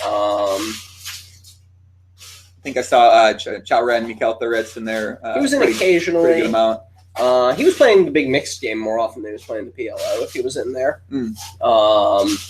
Team Corsica was always in there. Shout out to Tomas and I'm so sorry that I'm blanking on your name for just a minute. I'll get it. Tomas and who are you talking about right now? Tomas Bichon and What's his online name? I don't think I know it. He was a Stars Pro for a little while. I think he has another name now that is not widely known. Oh. And something with an S. Who was the other dude? If Steve is in the chat, Steve knows who the other member of Team Corsica is. That's Corvin. Escorvin? See, I don't know. I'm just throwing out a name. Sweet. I'm throwing out a fucking name here. I don't know if that's him or not. I saw him playing a little bit too. Stefan. Tomas and Stefan were in there every day. And they're playing a lot. Yeah. The chat's lagging. I don't know. I'm always worried if the Atlantis internet's going to just Okay, good. All right, good. Okay, good. Yeah. I'm always worried if the Atlantis internet's just gonna randomly go out or not. So Yeah. Have you been playing any online poker while you've been here? I have not played any online poker while I've been here. Yeah, man. I like the yeah. Steve's asking what the question is now. The other guy from Corsica, not Tomas Bichon, Stefan somebody. Stefan somebody. Are these guys online players too, or they just play live? Tomas plays online a little, I think. I don't know if Stefan does or not. Do you feel like you saying about these live games in Vegas that's going to influence more people next year to want to play these games? Maybe. I'm not too worried about it. I feel like people who play Stefan Albertini. Albertini. Thank you, Steve. Stefan Albertini. Sounds Italian. Corsica is like, it is part of France, but there have been times in the not too distant past when it was part of Italy. It's kind of just its own thing. It's an island. Sort of like Malta, it sounds like. Yeah, Malta's its own country now, right, but yeah. Corsica is one of those islands in the Mediterranean that's been conquered by a lot of different people over time. There's a Corsican language that is, it's closer to Italian than French. It's, I want to say a Tuscan dialect or something like that. Did you ever go out in Paceville in Malta? Yeah, a little. I feel like there were. I mean, I went through Butcherville to get dinner late at night. Right. I didn't go out partying much. There. I feel like the Italian guys there are the most aggro, weird guys. Shouts at Italians. I got a lot of love for Italian. They were the most aggro, weird motherfuckers I've ever seen in my life when it comes to women, because they didn't speak much English or that well English, and at nighttime at these clubs, they were just like, they're like in the, like smiling, like a really aggro smile, like not hotel. Like they would say hotel to the women. That's an aggressive move. Just walk up to someone smiling and say hotel. Right, yeah, like they be there, like hotel. I that wouldn't work for me personally. I'm not going over there and tell you if he comes to smiling hotel at me. Maybe some. Me neither. You don't think so? You think that's GTO? Doesn't matter at all how good looking he is. What if he's really good looking? Doesn't matter. No. Okay. Creepy. It is kind of creepy. It's a little creepy. You never seen that though? I mean, it's better than saying dungeon, but who says that? The Macau guys. The Manila guys come up to you. Dungeon. Show a picture. Listen, I want to get Durr on the podcast one day. I don't want to say anything more, man. Girls in Paceville are 13 to 17. I don't think that's true. They're real young. It's a little disturbing. What are you checking receipts and shit? What are you fucking IDing people walking around? You don't have to check IDs to know that somebody is a little fucking young. How old? Really? 13 to 17? I don't know about 13. Yeah, it's getting carried away, Zach. In Potcherville is like the nightclub district in Malta, not far from where I lived. Oh, the actual ones. You ever meet Tim Stone? I have not met Tim Stone. That's my buddy. He lived in Malta for a long time. I know he did, yeah. He drives a Corvette now. He lives in Austria, I believe, yeah. He's always likes to drive a Corvette? Never has his shirt on, basically. Why would you? He's got abs. You one of those guys like Scott Clements. I feel like I've seen Scott Clements here. Although I got to be fair, I saw Scott. He had his shirt on today in the elevator. But every time I see him, he has his shirt off. The 50K. I just had his shirt off constantly. I'm just like, right? I don't know. I feel like I haven't seen Ola with shoes on yet. Oddsen. No, Ola Shemian. Oh, isn't it shoes on? Have not seen him with shoes on yet. The entire time here. I mean, I haven't seen him that many times, but do any other poker players have a very weird tendency like that? I mean, Antonio, I know he's into pissing at poker tables. I believe he disqualified from tournaments. But yeah, that seemed like a poor choice. So do you think it was a poor choice of Antonio? Come on, Antonio, you gotta plan ahead. Get bag. You're supposed to be a professional at this shit. Right. Yeah. So Antonio Esfandiari, for those that don't know, he had a lunge prop bet. He could only get a lunge instead of walk for 48 hours, and he had no energy to go piss. Which might sound hard, but is a lot harder than it sounds. I was like, what are you going to say? It's easier? That sounds like I can't. I'm making lunge to this fucking door and back like 10 times. I couldn't.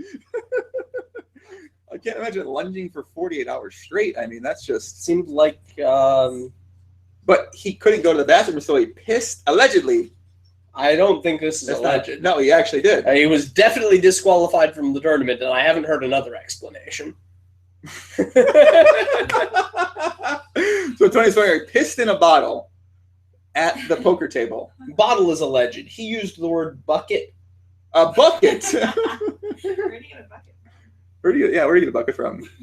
I don't know. You ever used the pee bottle? Of course. Good. Finally. You get a lot of cool guys on here like, Kenny, I've never pissed in a bottle in my life. Like, shut up, Kenny. I know you're fucking lying to me right now. I know you've peed in a bottle before, but you don't want to say it because you want to be GTO. But I think he has. I'm trying to remember during the 12-hour sessions I played with Ganu back in the day if there were a lot of breaks.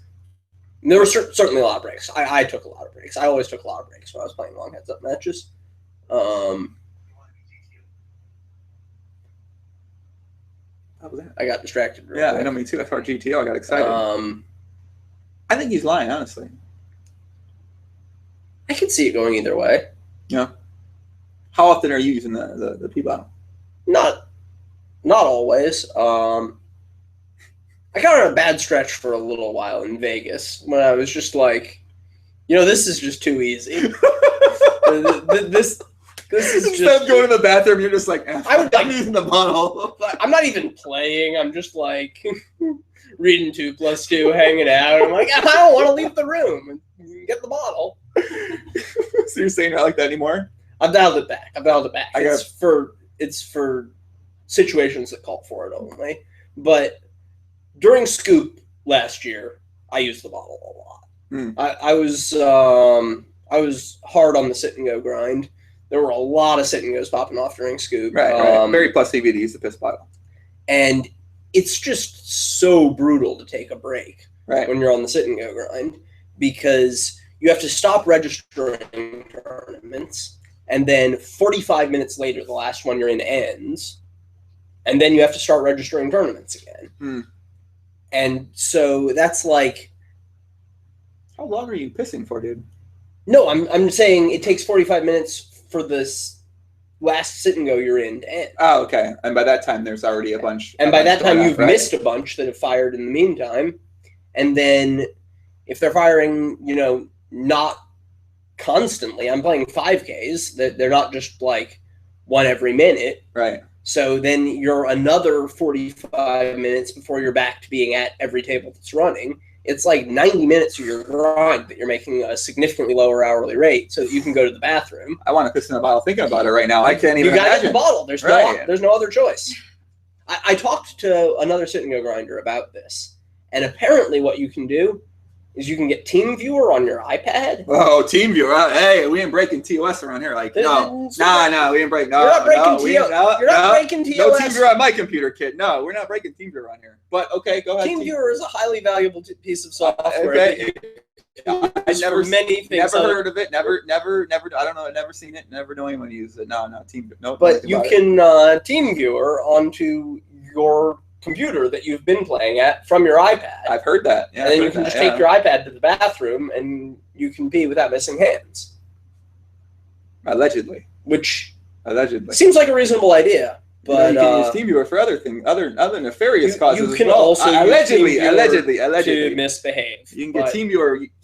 You can use TeamViewer to get Supernova Elite from the United States. Allegedly, I don't like. I've never heard anything like this. I don't know anybody that doesn't. But you could also do that, but like any tool, right? You can use a hammer to build a chair, or you can use a hammer to hit someone.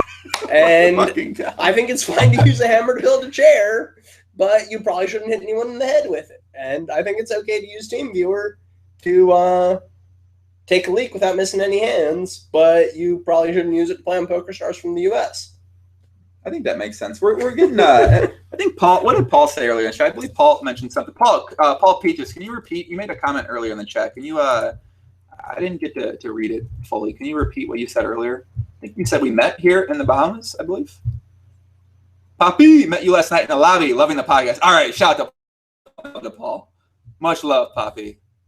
I feel like I've been meeting a lot of people with that are big fans of the posits I've been around here. And just seeing, that's awesome. Yeah, it's super cool. You see a lot of guys, and they're like, oh, I'm like, oh, are you a tournament player? And I'm like, yes. And they bow their head in shame because they like know how I feel. Like I have this like distaste for just tournament player, you know. But there's no shame in being a tournament player. It's a hard grind. Are you sure? I mean, it's a hard grind. I respect it. I'm not saying it's not a hard grind, but I mean, tournament players, not just a tournament player.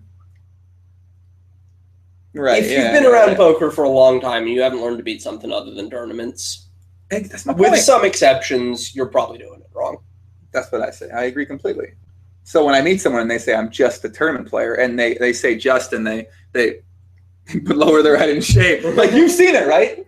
It's happened numerous times. Like the tournament players, like they know when I say, "Do you play tournaments?" and they're like, "Yes," bow their head down in shame. It's what was it both?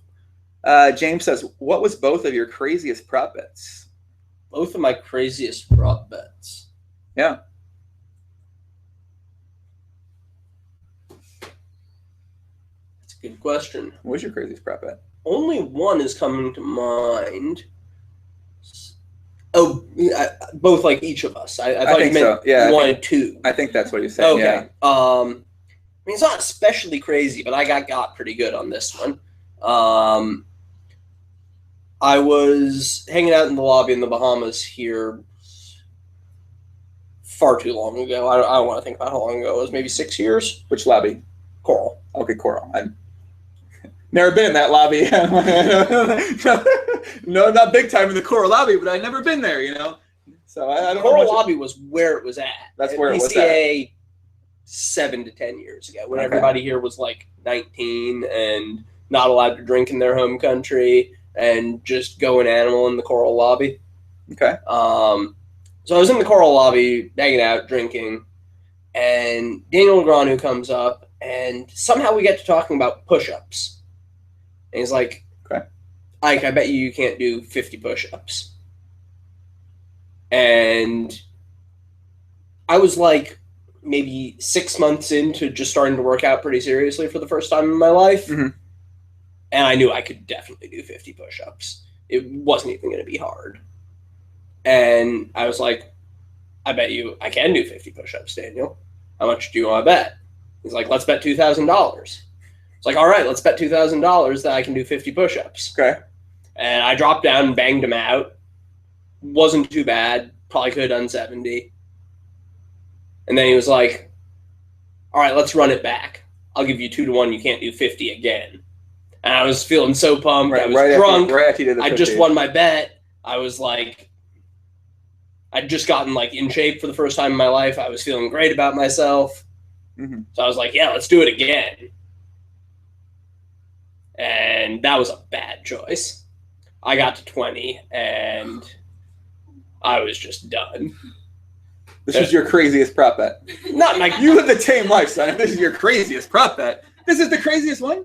I can't think of a better one. I mean, I've done a bunch of like tournament bets. I've bet a lot of money Ivey wouldn't win a bracelet and shit like that. But how long do you think you'd sit on this wall for in a wall sit? Right now, not very long at all. I'm in horrible shape at the moment. I haven't exercised in like 5 years. Do you think that someone in this room can sit on a wall for 60 seconds or longer? Since you've decided to bring it up, I would guess yes. Damn it. I'm trying to hustle here, man. I'm trying to hustle. Let's just say one person in this room is one of the best wall sitters I've ever seen in my life. And I don't know how it's possible. Because when I try sitting on a wall, I'm like, how the fuck do people I at 25 seconds, I'm like shaking. I mean, it's do it for 80 seconds. It's challenging. And then you said that I could have whatever I wanted. Oh, it's not. Come on, let's keep this. This is a recorded, man. Your dad might be watching this. Shout out to your dad. You probably is watching it. Oh my fucking. Yeah. I'm sure it was a bouquet of flowers. Well, no, I didn't even decide yet. Oh, okay. I'm saving it for something really good. All right. Yeah. What does someone say about my? Someone said Steve suggested Tokyo bet you could speak about. Sounds like that might be interesting. Tokyo bet? Yeah, Steve mentioned a Tokyo bet you may or may not have won or lost. Oh, I'm not sure I was in on the Tokyo bet.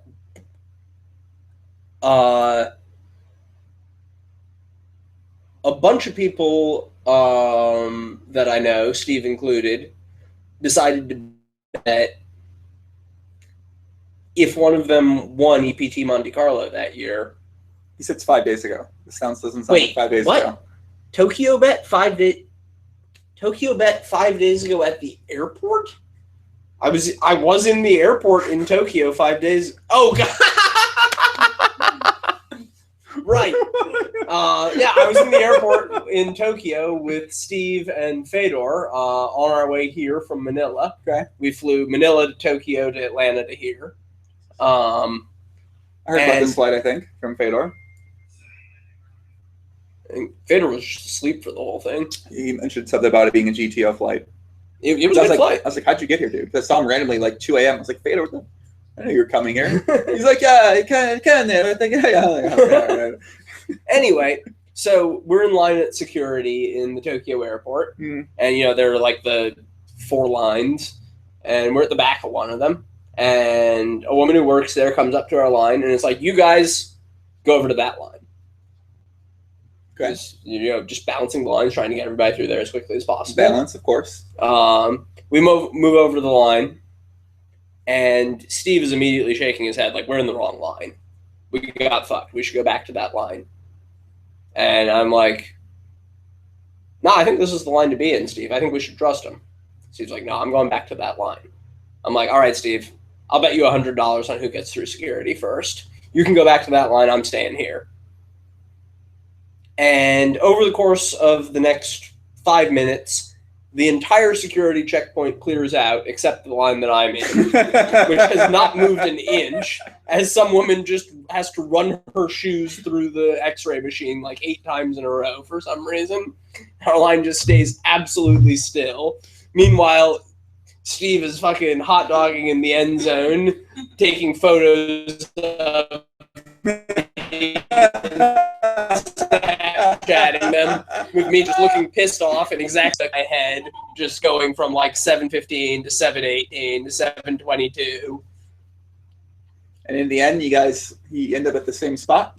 On the other side Yeah, of the we checkpoint. all ended up on the same plane. Yeah. And you lost $100. And I lost $100. I had to buy Steve dinner when we got here. Crazy prop bet. Yeah, it's wild. Crazy.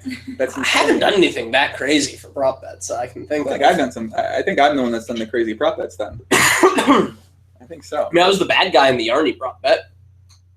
Oh, don't even listen. You motherfucker, man. You motherfucker. I fucking forgot all about the Yarny prop bet. You bet all the fucking money against the fucking. Why? For those that don't know, I wasn't a believer. What For can I those that say? don't know, Yarny's a PLO player. He did a prop bet maybe longer than that. When was that? Last September. It was September 2014. Last September. Because I remember Right. on my birthday, somebody put up the video where I'm Hitler. I've never seen that video, but Good.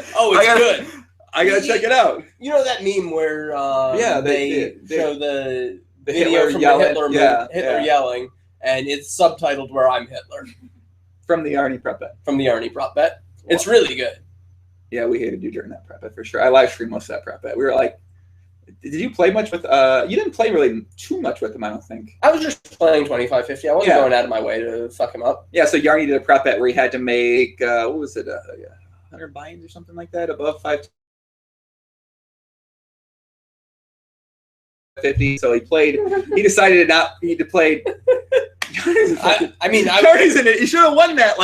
He should have won that so often, but he just took the most unoptimal line towards the end possible to lose it. I was betting on Yarny being an idiot. I knew that he was going to how take you this knew bet that. and then play 25-50. Right. I don't even know how you knew. He plays in games where he's the worst player, kind of regularly. You'd think during a prep bet where he's got hundreds of thousands of dollars bet against him, he would stop doing that, but he kept doing it. He's playing 5-10 deep with Johan and a bunch of other people, 600 big blinds deep. I understand your. Well, I mean, he was a couple days away from the end. He had to just go for it at that point. There weren't other games running. I think right before that was when he kind of fucked up, and he had these really big losing days. He was close. Very close. Yeah. There was a period during that bet where I was an underdog. I think so. He was. He got to 80 at one point. Right. Exactly. And you think he would have maybe game selected a little bit? Not 25-50. Fuck it. Let's just play. Let's just play with all red games at 25. I'm sure he was completely fried by the end of that. He played such high volume, so many tables. Yeah, I've talked to him a bunch since then. He sends me pictures of him and big girls on Twitter all the time. And he's in the big girl grind. I mean, he's in the BGG. So, you into the big girl grind? I've never seen pictures of Zoe. I'm 160 or above, Ike shows him love, or 160 or below, gotta go. I'm not making broad value judgments here, but I'm a small girl guy. SGG. Small girl grind, okay. Shout out to Fritz Barnes in the chat. We got my boy Fritz in the chat. I'm not that big a guy myself, and do you know Fritz by any chance? I don't think I do. It's my dad. It's her dad. Hello, Fritz. You're not Dad. You want to say hi to your dad? Hi, Dad. Hello. Shout out to Fritzy. Fanny Pack Fritz, a.k.a. Mr. Tournament Winner, a.k.a. one of the best East Coast tournament players in the Bar Poker League. Fanny Pack Fritz is a great name. I know. He's been known to rock a fanny pack, actually, when he goes to different vacation spots. You know who has my all-time favorite fanny pack? Who? Vitaly Lunkin. Vitaly. I can see him wearing a fanny pack. He's an older guy, though. That's where the older crowd, the older generation likes to wear the fanny packs. He was rocking the fanny pack during the 40K, where in Vegas back in 2009, where he beat me heads up, and all throughout the tournament we were joking about how there was a gun in there. I mean, Vitaly Lunkin definitely could have had a gun in there for sure. Oh yeah, I mean it's only a joke because it's terrifying, not because it's implausible. Right. He's like a Russian. He's Russian. The Russian guys, you never know about them. Could be heavily armed. Does he still play poker? I haven't seen him in a little while, but yeah, I've seen him in the last 3 years for sure. Maybe the last 1 year. He's still around. Did you see that Theo Jorgensen photo that Skadboy posted on Twitter the other day, where he was playing in a PLO game during, I believe, EPT Malta, where he had his shirt off, getting a massage, playing. Oh, I heard about this. I thought this was Fins. I thought this was at King's Casino in Was it? Prague. I'm not sure. Oh yeah, it was at EPT Prague. You're right. And he had his shirt off, getting a massage in a high stakes PLO game. I heard about this. I haven't seen the photo. Theo is a boss. Theo is consistently one of the most entertaining guys to be at a poker table with. How do you get to have your shirt off at a high stakes PLO table, getting a massage from a massage woman? Have you been to Prague? No.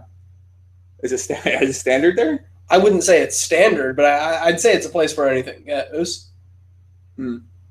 Steve said Lunkin was in Prague. I got good Lunkin vibes before the 50K final table. All right. So people were asking if you can do an impression of me, since I've always done a long time impression of you. Like, Ike, you in the bean? What are you doing on the bean? I always try to call you from the beanbag chair. Sometimes you come over, sometimes you don't. I'm the worst at impressions. Like, as bad as it gets. The Dream Machine can't drum one up, The Dream Machine is not so good with impressions. I'd just yell, "Puppy!" and it wouldn't be very convincing. That was a good one, though. Hey, puppy! That's the impression, huh? That's all I got. Puppy! I'd say, well, a GTO. You gotta throw GTO in there. All right, let me do some Joey shout-outs. Go ahead. You gotta take the glasses off, though. Give him a shot. Put the hair back with some product in the hair. Maybe get a tank top on, something like that. Give him the... All right. Yeah, let me get some Joey hair going on here. Here, wait, jacket. All right. Give him a leather jacket. Okay, fine. Give him I've run into a problem here already. I'm not going to be able to give chat shout-outs without the glasses. I can't see a thing on the screen. So, Oh, my fucking God. You cannot get him hair product, too. Don't give me hair product. You cannot get him hair product. No. I've already got the jacket and no glasses. I literally can't see my hand in front of my face. You do not need to put product in my hair on top. Okay, I'll tell you a name and you give him a shout out. Okay, Gus Pasquala. Gus Pasquala, puppy, how's it going? Shout out from Joey. Richard Davis. I've run out of things to say. I just say puppy. Richard Davis, what's up? Keep it GTO. Oh my God.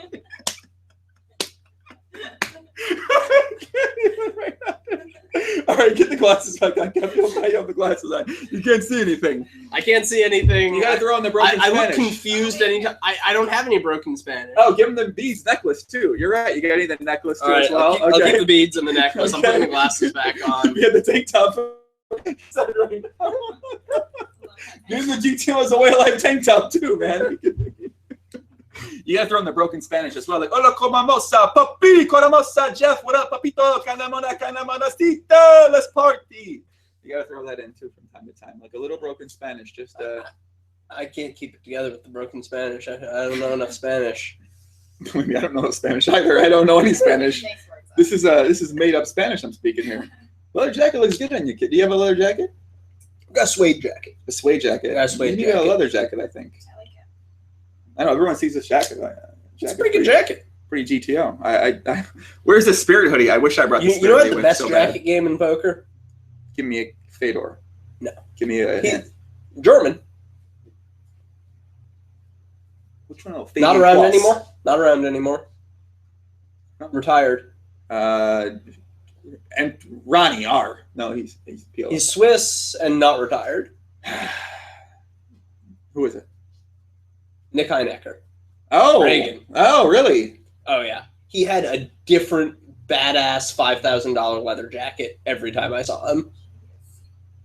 Reagan, all-time greatest jacket game. Wow. I don't think I've ever actually met him. I met. He's the best. By Who's the the way. other German kid? I really liked him that I met him. Max. Algernon? Yeah. Max is a He's nice cool. kid. Yeah, I liked him a lot. He was really cool. I never met Nicholas though. Yeah, he was definitely not around the tournament scene that much. Not really around the live scene that much, though. I think he did a stint in Macau and did pretty well. Yeah. Did he retire? So what happened to him? Yeah. He won all the money at Triple Draw and decided to travel the world. That makes sense. Yep. I can see that. I think he was the biggest winner in online poker in either 2013 or 2014. Won like $8 million at Triple Draw.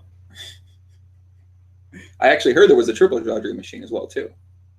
Stands to reason. I've heard some allegations about this. I'm not sure if it's true or not. Do you ever think about retiring from poker yourself? You ever think about I got enough money, maybe not. You never know. You don't want to speculate on other people's financial situation, but do you ever think about something like that for yourself? Step away, do something else, or is poker still what you? I actually just still love it. I've been doing it all day, every day for 12 years, and I still just love it. I still just wake up wanting to play poker. Yeah. And, you know, I've been that way about games since before I was a poker player. Yeah. In middle school and high school, I was really serious about Magic the Gathering, and the guys I knew from that got me into poker. And even before Magic, I was really serious about chess ever since I was like 5 or 6 years old. We are so serious about chess around. I know. We- I know that this podcast takes chess seriously. We have some of the biggest grandmasters around this area. I mean, I personally feel like I play chess with some of the biggest grandmasters of all time, and it really helps me. Come on, camera. It keeps me. Shout out to Fritz. It keeps my chess at a pretty high level. Do you have any chess tips out there for anyone out there who's interested in maybe bettering their own chess game? I never know what level we're at on the chess metaphors here. We're at the biggest possible chess I metaphoric don't level think right now. that the general audience. the advice you're looking for is to get out MCO and make sure you're up to date on the best lines in every opening. Let me give you an example. Okay, so let's say you're in a very intense match, right? I know you haven't maybe been in an intense chess match in a while since you've been married, but let's say you're in an intense match, right? And you decide to play this match on a neutral field. Therefore, no outside influences are getting in the way, and your opponent's putting you in a tough spot. You're unsure what to do. They're being really aggressive. You don't know how to counter it. How could you potentially learn how to counter an aggressive chess opponent better that might be playing at a grandmaster level? Probably help to show up with a leather jacket and some beads. I agree completely. I mean, the camera's kind of going away, but I agree completely. And that would probably be one of my biggest chess tips to people is to wear a leather jacket and beads. If you're playing with the more aggressive, high quality opponents, then you need to be. It's not an intuitive combination. It's not like really level one that you'd think leather jacket plus beads. I agree completely. It's sort of like it's a unique mixture that throws off because the best chess players don't necessarily see a counter like that thrown at them. Therefore, when they see that, react, and then you can take advantage of an opening in their game. And that's sort of, I feel like, my specialty, what I've done. Keep them off balance. Exactly, yeah, like how they're used to the standard combination. Right. They're used to the standard line, and I sort of give them an alternate line, and also I counter that with my own aggression, and then they're sort of like taken aback, and then I get the upper hand, and I end up, potentially conquering the chess match. These chess matches can last for days and months, though. Unfortunately, they're very intense chess matches played at the highest level, and yeah, so no one else actually understands what I'm talking about right now, except people that tune into the podcast often. And if you don't, you got to go back and watch. 111 Natalia says, Ike, you look so pretty without glasses. I'm not sure pretty is the first word I Let me wanted. see. Take the glasses off real quick. All right. Let me see. You do look so much different. It's insane. Oh my God. With better though. You like with better? For sure. That's good. I like with better too because You it can means see. I can see. Right. You don't wear contacts or anything like that. The last time I wore contacts was my second date with Zoe. No way. Yep. You hate them? Kind of hate them. Yeah, they're annoying. When I was young, I kind of thought maybe I look better with contacts in. Maybe if I'm really out to impress somebody, I should wear the contacts. But I really hate them. I have some astigmatism. My eyes are like flatter than eyes are supposed to be. So contacts like don't fit me well. They'd always be like moving around and popping Really? out. It's never comfortable. Why did you decide to go with the Harry Potter glasses? I've got a good story about You used to these have glasses, these cool, like this is kind of I've been through a lot of glasses. Yeah. I got these glasses in a vintage glasses store in Tokyo. I walked in there, and the proprietor of the place is this awesome guy. He speaks just barely enough English to sell glasses to English speakers, and he knows everything there is to know about glasses. Okay. Has just, this giant library of eyeglasses. I wish I could remember the name of the place. In Tokyo. We got in a Tokyo. shout out, man. Yeah, that's how you.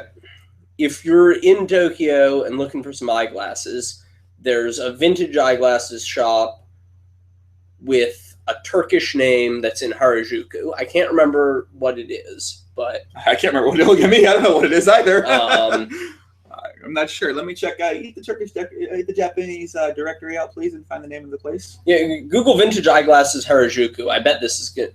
Solakzade. Yep, that's it. I'm almost certain. Where'd you find that? Where did I find it? You just come with that out of your head? Yeah, it just Oh, I thought you came read to that in me. the chat. You like looked at No, the I chat just and you said pointed 'cause I got Sorakate. it. I'm like, okay.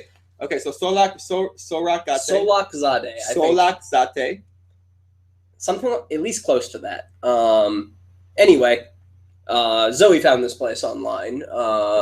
She's doing lots of research, game planning, the Harajuku shopping. Yeah, man, I love Zoe. She's the best. Yeah, she sounds pretty dope. Yeah. And so we walk in there. The first thing the guy says is he points at me. He's like, "You have a very small head. You need old glasses." What the fuck? And proceeds to explain to me how since like 1965 or so, they've stopped making glasses with different widths to accommodate heads of different sizes. Glasses are one size fits all now. 60, 70 years ago, glasses were like shoes. They came in different sizes for different widths of heads. Mhm. And he Wow. tells me, you need old glasses for your tiny head. And he pulls out a We should get measure the head. I kind of want to know right now. I'm curious to see how much bigger or smaller what ours might be. he goes in the back, pulls out a bunch of vintage glasses from like the 40s through the 60s and starts putting them on my head. I'm like, oh, wow, these fit in a way that no pair of glasses I've ever owned before have fit. The glasses dream machine guy. Huh? Yeah, Okay. he was the glasses dream machine guy. Okay. And so I tried on a few different pairs of very old glasses, and I ended up with this pair right here, which is the glasses that were distributed for free by the British National Health Service in the 1940s. Wow.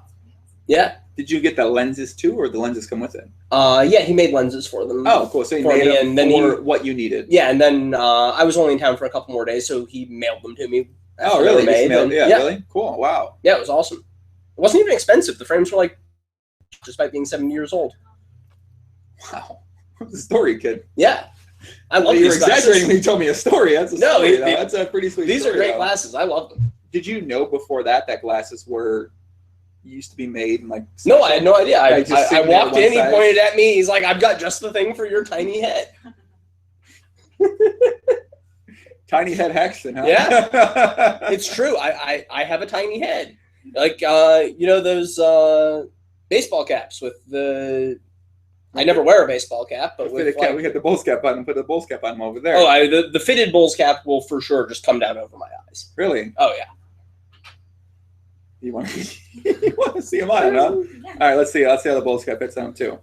Now he's officially. It's not fitted though. Oh, okay. But yeah, like the snapback cap. Oh, yeah. Yeah. So this right here, like, here's, normal size head like Joey wears. Right.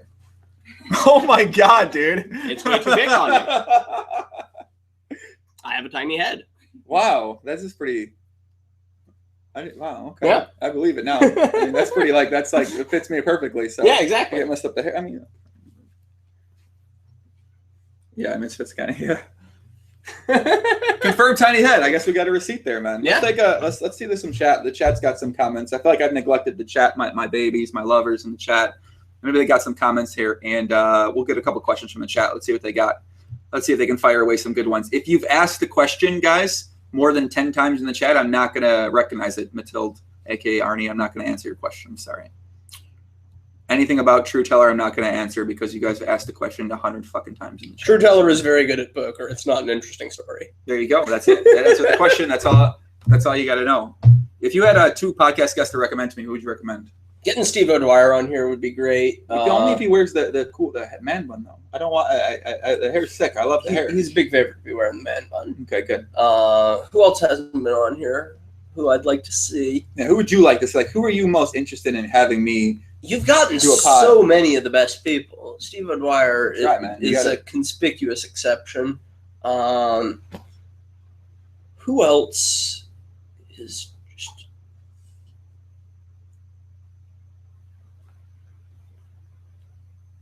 Scott Sieper would be good. Scott's always entertaining. Scott Sieber,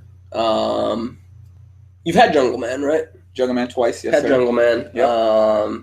Who's a better player, Dan Fu or Guy Liberté? Dan Fu. Just that syllable there, the foo. It's not going to happen, but if you got... Okay, that's possible. I mean, Take a shot. you never know, man. I'm trying to get my boy Dan Bilzerian and David Bazoff on the podcast while I'm down in PCA, but I haven't seen them yet. So I feel like I got to meet them. I just got to meet them. I can try. I've seen Blitz. Yeah, He's always just walking around in his short shorts and his fucking giant action figure torso. We got mutual friends. I feel like it's like a step away from getting him on the pot. You know who I talked to down here that Perky would be pretty entertaining. he would be? I feel like he'd do it. I think too. he'd do it. I think you so. might be able to get Perky on I here. think so. I saw Dan Coleman yesterday, Oh, yeah. and he's like, "I want to come on the pod." I was like, "What are you talking about? Like, he didn't do anything like that." He's like, "Yeah, I want to come on the pod. I like the pod." I was like, "All right, do the pod." So Yeah, Dan Coleman would be fun. I know. Yeah, I was surprised because you feel like he's like he seems like a private guy. But I mean, I've met him before. Private in terms of the public eye and the He doesn't like General the man. He's a down with the man kind of guy, and Yeah. Poker News is the man. You're not the man. He can come and talk to you. right. Yeah, I don't think I'm the man. I don't know. You're not the man. I don't think I'm PC enough to be the man here for Yeah. that. From that perspective, hottest girl in poker Hottest girl in from poker. a married man. Oh, man, you want me to name the hottest girl in poker? You can name the hottest 3 girls in poker. That doesn't make it easier at all. Yeah, just not a good point. Who was one of the hottest girls in poker? Is this are we gonna? No, I'm kind of crushing on Kate Hall recently. Everyone is, man. Everyone loves Kate Hall. I feel bad naming her for the first time under hottest girl in poker. She's certainly got a lot else going on for her. Whoa, hey, I might I'm- get angry and she's gonna text you. Ike Haxton said I was the hottest. This motherfucker doesn't recognize my other abilities. But I'm a big Kate Hall fan across the spectrum. Okay, Kate Hall. Beautiful, smart, intelligent. Yeah. I actually talked to a lot of women who their poker crushes you. Like multiple people. Yeah? Oh, yeah. Kate Hall might be one of those people. I'm serious. Yeah? Is Zoe gonna get upset though? Probably. She's not watching anymore. Zoe, It's been a long time. Yeah, put the ear. So Kate Hall could be at the top of the list. What about Kate Hall though? I didn't realize until I saw her in person at Bellagio how intimidatingly tall she is. Yeah, she's tall. Yeah, not as tall as me, of course, but she's Not as tall as you. Shout out to me, but she's not as tall as me, but she is pretty. Yeah, she got the tall, slender, nice hair, smile. Got it all going on. So she could be number one right now. You're saying? Up there. Okay, who else is up there? I think the standard ones are like Liv Bory and who else is that? I can't be going around naming Pokerstars pros at this point in time. It's true. Hottest girls in poker. A couple of chats with Samantha Abernathy. Samantha is definitely good looking. Never really crossed paths with her. I don't know much about her, but she's certainly pretty. Ike and Kate Hall would make the perfect poker baby. I disagree. I think Ike and Zoe would make the perfect poker baby personally, but that's just me. I'm gonna have to stick with that as well. I'm with that one too. I don't even know who the attractive poker player girls are now. I honestly don't know. I don't follow much of the tournament players, and I don't really know. There's that Swedish girl who's sponsored by. Not her. Can't be her. What? No. Sophia? No. Why? No. Can't be her. Why? I've been blocked on Twitter. She blocked me on Twitter for an unknown reason. Doesn't I think like she you? used to put 888 poker on her hashtags, and I would like mockingly say 888 poker back and like different things. When she blocked me on Twitter, I haven't said anything to her. It can't be her.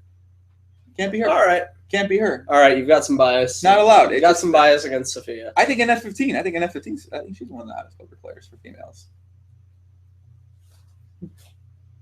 Yeah. You think so? Yeah, she's sexy, man. I don't care what anybody says. I mean, from like a married man, obviously I'm married now too, so from two married men's perspective, I like an F15. All right. That old school appeal to me. She does have the old school appeal. What about hottest male poker? Can we talk about that? Do you want hottest male poker players? All right, let's go. Who's the hottest male poker player? Who's number one? You're gonna be a thread start about this potentially. Oh man, my buddy dates Annette Alberstadt Succa. I could tell you a story then, John. Jason Kuhn. Jason Kuhn is up there. Jason Kuhn, Jay Kuhn, okay. He's a good looking motherfucker. I agree. I love Jay Kuhn. Who else? Patrick Leonard. Shout out to my boy Pads. Pads. Pads number 2. Pads number 2. Everyone in the chat's saying Antonius. I don't really consider him a poker player anymore, though. Of the new school variety, I don't consider him he counts as a poker player. He's one of the bigger winners of online 8 game in the last few years. He's still playing high stakes poker at a world class level. Antonius counts. I was going to say he was past his prime in looks. Oh, it's a hot take. I mean, I haven't seen many photos of him. You've seen him in person, though. I feel like you're a good. He's getting older. That's true. He's got a family, a little bit stressed out. Yeah. That's true. Lafort. Some people are saying Lafort. Sean Lafort, podcast favorite. Yeah, Lafort's up there. Yeah. He's I'm a trying good to think looking what guy. I think, man. Let me think what I think about this. I've never. Yeah, I gotta be honest. I haven't put answers. too much thought into the best male in poker, best looking Well, male in poker. I gotta go with my boy Lafort, man. I don't know, man. Lafort. If you gotta like he's got the muscles. PLP, Pertouche. Not Pratt. Not right now. No. Yeah, I'm not giving it to Pratt. I'm not gonna give it to Yes. Someone got a good one right there. Good old French dog. Yeah. French dog looks like a fucking model. French dog is a pretty sexy dude. I look at French dog, I get excited, and I don't get excited often about anything. So yeah, French dog, Marc-Andre Ladouceur. I don't know what they're doing up in Quebec, but yeah, some of the most beautiful people in the world, male and female, for sure. come out of Quebec.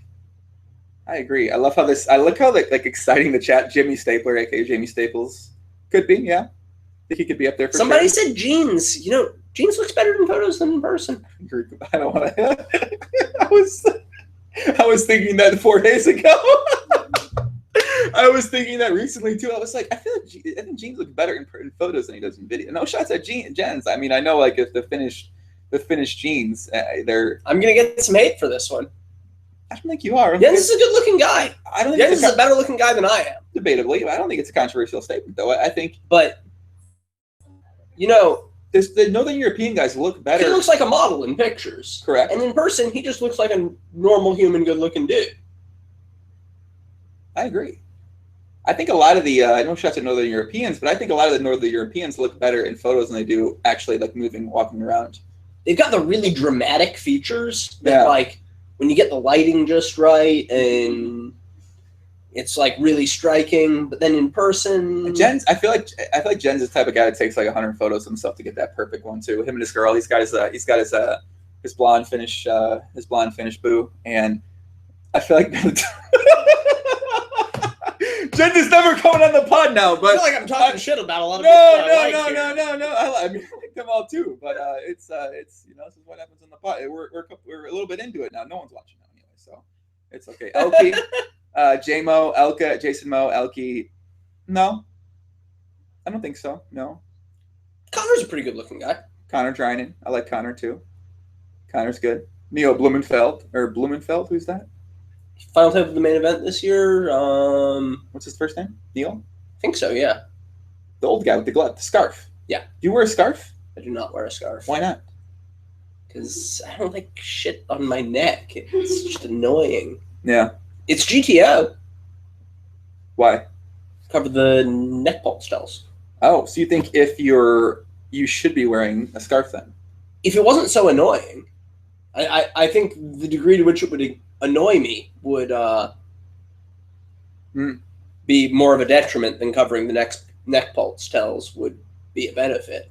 I feel like I don't give off a lot of heart rate tells. I'm pretty even on. I don't get too excited at the table, but that's what the scarf is all about. So you can't see the neck pulse tell. Even those Europeans that were like that, like they were like a, like I don't know anything around. They were like a scarf that's like the size of their like chest or something like that, though. Yeah. Well, I mean, they're adding some style points on top of doing the minimum for. So Tori Schwei made a good point. He said, "You discuss females for 2 minutes and males for 10." I think it's a function of we just know a lot more males. We know a lot more males, and I'm a married man. My wife's not going to be threatened by. I'm a married girl. I'm a married man too now. By me talking about the best looking men in poker. Yeah, you gotta toe the line on the female, because the females they're gonna watch the pod. Hollywood Haxton's their favorite poker player. That's who they look up to. I might be weirding out a girl by saying she's cute. I might be. No, they're like so turned on right now. I'm sure. I don't know about that. I'm serious. I'm gonna ask them. I know personally 2 or 3 that have said, "I love Hollywood Haxton. He's my poker crush." You ever heard? You never knew this? I didn't. It's like a revelation. Wait, is this a revelation? It really is. I mean, I know a lot of like poker. Also on the. I'm not going to pretend to have a low opinion of myself, but I never thought of myself as like a sex icon. I mean, you got a unique look, kid. You got the glasses, you got the facial hair, you got the changing hairstyles, you got the cool leather jacket on occasion. I do have the impressive, pretty badass beats. Exactly. You got the unique voice, you got the unique look. I mean, the results. They love the power, like Laforte says. They love women they love guys that can show power and have social status. And I feel like Hollywood Haxton has one of the top levels of social status in poker that you can get. Zoe's gonna be mad. I'm telling you all this. I'm sorry. I take it back. That's fine. Do you have any Vipper stories? She'll forgive you. Let's get off this. You have Vipper stories. We love Vipper stories. Everyone always has Vipper stories. The first one that comes to mind is not much of a story, but I played with him on this silly TV cash game in the UK, and the very first hand of the game folds me on the button. I open something, and Viffer rips 300 big blinds from the big blind and windmills down ace-2 off. It's just gotta show him who's boss. Is Viffer still in action? I have no idea. Last time I saw Viffer was in Vegas, I think summer before last, or maybe the one before that. Yeah. And he had a backpack full of money and was looking to fire. Mm-hmm. I haven't seen him around a lot recently. I need to get Viffer on the podcast. Viffer would be a good podcast guest. I think so. He'd probably have some good stories, especially him drinking. What are your biggest challenges in poker right now? Do you have any challenges? Is anything? that you feel like you need to conquer? Or do you feel like everything now you've sort of done well at, you need to maintain? I want to learn more games. Mixed games. Yeah. Yeah. Especially live, I think that the best games going are mixed games. Mm-hmm. The PLO is good. Mixed games are even better. And, you know, in a year or 2 or 3, I'd like to be able to walk into the Bellagio during the World Series, and instead of saying, I'm going to play the biggest PLO game running because that's what I know how to do, mm-hmm. I'd be able to say, I'm going to play the best game in the room no matter what it is. Mm. That way you can table select a little bit depending on what's running in there. Yeah. That makes sense, yeah. So that's a challenge and a goal for me, is to learn more games and be able to get in there in a wider variety of games. So what's the process potentially going to be like for you to learn these new games at this point in time? Probably now? I'll just start playing online, playing Makes 100, 208 game or whatever's running, or 40-80 if that's what's going on. It doesn't matter really that much what stakes I'm playing, just to practice. Mm-hmm. Then it's about playing the games, getting some hands in, sort of learning about how the games work, and then from that point on, you understanding what you need to get better at, what spots, and then going about actually figuring out how can I get better in these spots, whether it's a coach, whether it's some sort of tool or that makes sense. I'm getting awfully warm in this jacket. That's gonna have to go. I'll keep the beads though. I love Ike in the leather fucking jacket, man. That's the pretty GTO look. I'm gonna go to the bathroom. We're actually gonna wrap it up a little bit, guys. You give a couple shout outs here in the chat while I go to the bathroom because I've been drinking a little bit too much of the whiskey. And let me know how the shout outs are, okay? All right. I'm leaving him solo here, kid. I'm leaving him out on the ledge here. Let's see if he can perform under pressure. First shout out to Zoe, who I'm sure has been watching. I love you, baby. I hope I haven't offended you at any point throughout this process. Going on through the shout outs in the chat. Who needs a shout out here? Richard Davis has been here from the start. Shout out to you. Nicholas Burnett. Michael Kano. Oh, definite shout out to Joe Novella, who asked me what I did and didn't like about Malta. I did like all the food. I especially liked Imanelli and Sale Pepe. I didn't like not being able to be there for more than 3 months at a time, or the fact that the plumbing never, ever worked, ever, no matter how many times we had someone come and try and fix it. Plumbing just never worked. My dad. Prince Farms. Best float house in the States, Zach Wilson, shout out to you, asking me for the best float house in the States. I've actually never floated anywhere other than Vancouver. Best float house in Vancouver is Float House. That place is the best. T-Nugs apologizes for dissing my shoes. I forgive you, man. Shout out to Tor Ushata. Shout out to Andrew McKenzie, who badly needs his existence to be validated. Read some Sartre, brother. Only you can validate your own existence. Shout out to Barry G, who wants a PLO power rankings list and isn't going to get one. I feel bad for you. Ike is crushing me. Shout outs over here, man. Yes. Shout out to Jeff Panzers. Shout out to Fritz Farms. Shout out to Fanny Pack Fritz. Gotta give a shout out to Fanny Pack Fritz. Shout out to Bang Bang Daniel T. My boy. Show of Force. Daniel. I like that name. This is Jonah sent me this picture. This is an impression of you at the Global Poker Masters. How did he get the Team USA polo? I have no idea, dude. Look at this picture. This is my boy Jonah Vella. He sent me this on Facebook. This is him of his Hollywood Haxton impression. I'm the Team USA Global Poker. That was a limited run. They gave those out to people who played the Global Poker Masters in Malta. I think there were like maybe 20 of those shirts made. I have 2. Dan Smith has 2. Vanessa Sykes That's has how 2. That's how he got it. How the fuck I did you have get no a Team idea, dude. USA I don't polo? know. He got it, man. It's what do you think about the Global Poker? That is an impressive Ike Haxton impression right there with the limited run Team USA polo. What do you think about the Global Poker League coming up? The draft's next month in February. It's going to be in LA with the awards and the conference. You know, man, What do you think about that? I would love for it to succeed. Holler at your token female, Melissa. Shout out to Melissa. Shout out to Melissa. I didn't know we had any women watching this. I thought it was us and a bunch of dudes watching this right now. So I'm pretty excited to know there's a bunch of maybe 1 or 2 women out there watching this right now. So we had the Global Poker League, so that's going to be next month. You know, I really respect what Alex Dreyfus is trying to do. I really works.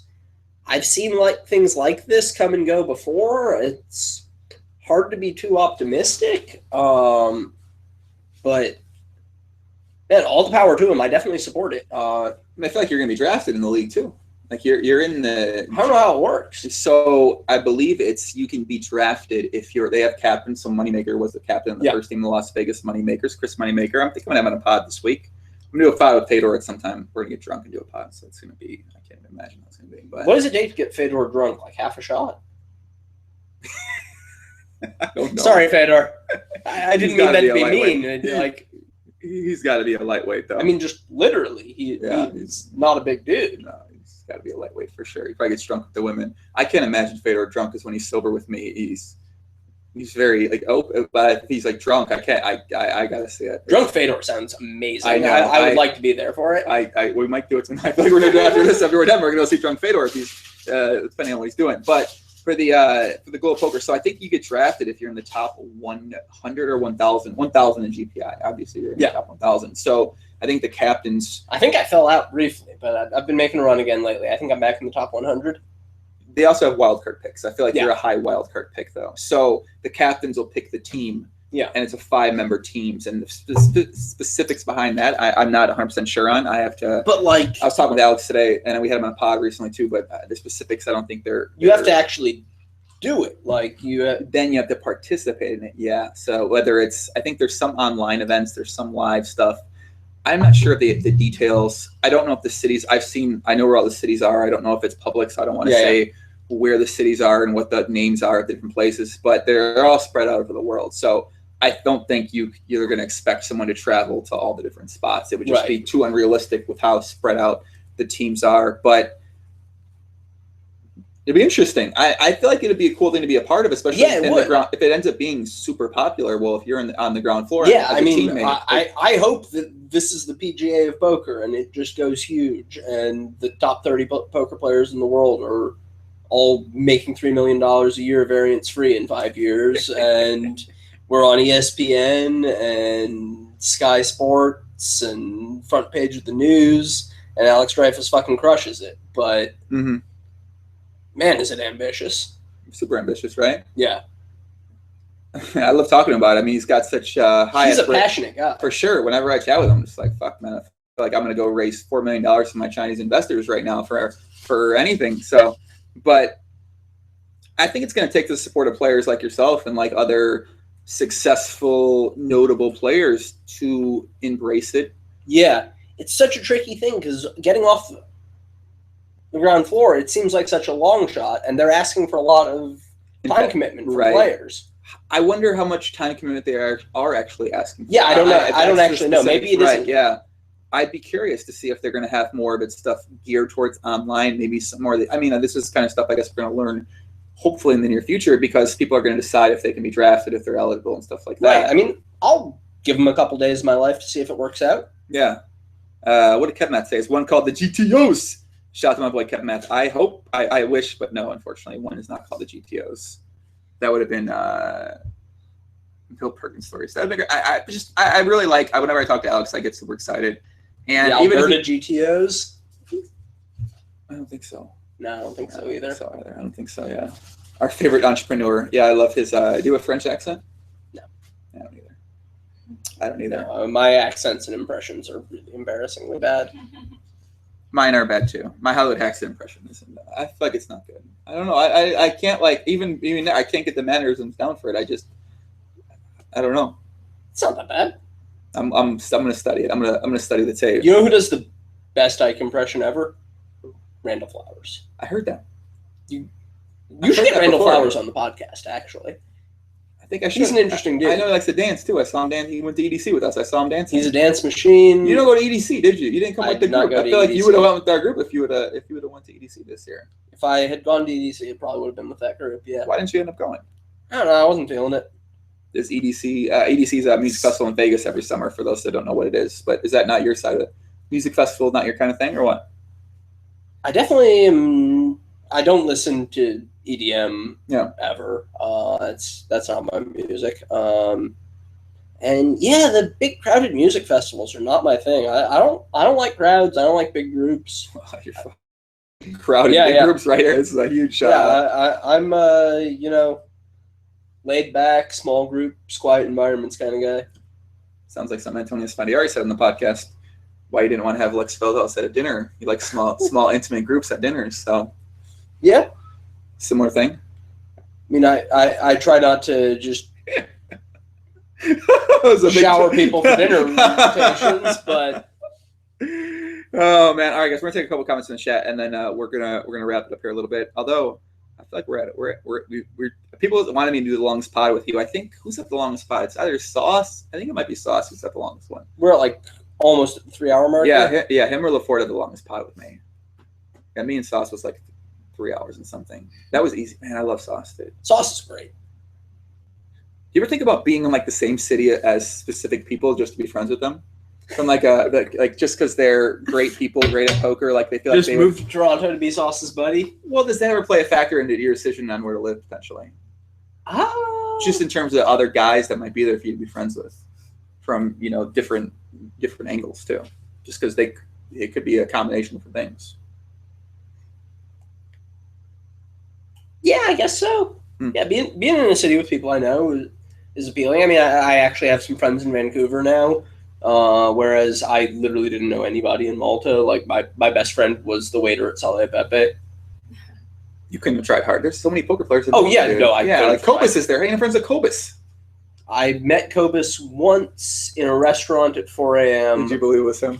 Yeah. I when I met Kobus, I'm like, this can't be Kobus. Well, what actually happened was I met Ravenswood. Okay. And he was like, this guy who's too drunk to speak, this is Kobus. Okay, those kids get like white girl wasted, dude. Those kids get, like Ravens, that's like a 16-year-old girl getting drunk with a first night. Only shout out to Ravens. I know they like the pod too. So only he is like 6'8" and tall. Yeah. He's a little taller than me in the photos. He's a behemoth. Ravenswood? Yeah. He ain't that tall. He's not like Cleaner tall. Like Cleaner's tall. He's not? No. Cleaner's got a little bit. Cleaner's got a couple inches on him. Yeah. I was sitting down and they were standing up. You're not friends with the Cleaner as well. Well, Kobus is a little bit shorter. That's probably why. So it might have seemed relatively in. Maybe I was just like, here's Kobus and yeah. I think Ravenswood. that's because Kobus isn't as tall as Ravenswood. That might have been what it was. He thought Ravenswood was like this fucking $1 million swing giant of the world. What do you? But yeah, I was like, it was like one of those days where I wake up at 8 p.m. and go for my lunch at the 124-hour restaurant in Malta around 4 a.m. before going back to resume the grind. Yeah. And I ran into shit-faced Ravenswood and Kobus. What did they say to you? Because did they get really excited when they saw you? Yeah, I was just like at a table alone eating my spaghetti. Can you imagine being them? 4 a.m. You guys are wasted. You look over to your side and there's Hollywood Haxton having a fucking spaghetti, cutting up his noodles in the GTO manner, and just fucking Dream Machine over here to the side of him, and they're just like, "Oh my god, what the fuck is this guy doing here right now, man?" They must have been freaked out. It was fun to meet them. Those guys are. I love meeting just players you play with online. The random Euro. I met especially when it's in a circumstance where you're not expecting it at all. Right. I was not planning on speaking to anyone other than like my good buddy, the Croatian waiter who hates Malta at Estilo.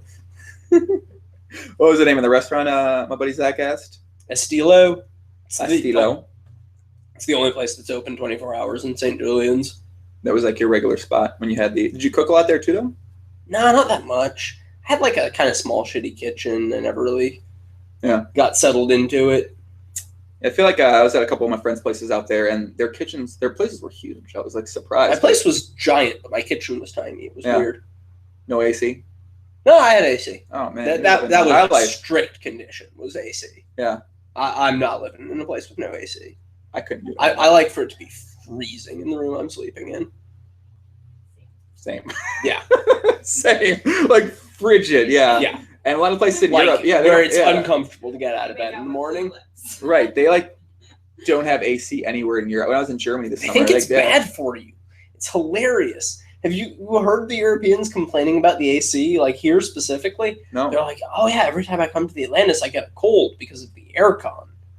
You know, that's not a thing. Air conditioning doesn't give you a cold. Right. Everyone, especially in Southern Europe, thinks that air conditioning spreads is hilarious. Really? Yes. These Euro guys are weird, man. Yeah. Interesting. They're interesting cats, man. Well, Yeah. I mean, Make sure when you have Euros on the podcast, ask them for their thoughts about air conditioning. They're like, no, it's so bad. It dries out the air, dries out your lungs and your sinuses, and then you get sick. is that true? No. That's not true, right? No way. The cold air does. That is like half a degree below fan death. That's just not a thing. Like, AC is dangerous game. Fucking Europeans, man. These guys. We actually saw a good question in the chat. Let me go back up to this one real quick. Macy. Someone just said, I'm Euro, and I thought it did. Yeah, right. Macy says, keep wanting to pause during MTT break. My first podcast live because it's time to bring out the pee bottle. Pee spelled as a P, as a green pea. Started playing 2 hours ago, up 7 buy-ins. Podcast run good. I completely agree with that. Andrew McKenzie said, serious question. Have you ever had to reset your perspective on life due to the money you've made, or do you feel you've stayed on an even keel over the years?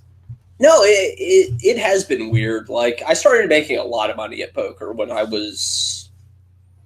I mean, it felt like a lot when I was 18. It was a lot by any standard by the time I was 19. So, like... I have kind of always, as an adult, had more money than I needed, and just like daily life expenses have kind of just seemed like they were free.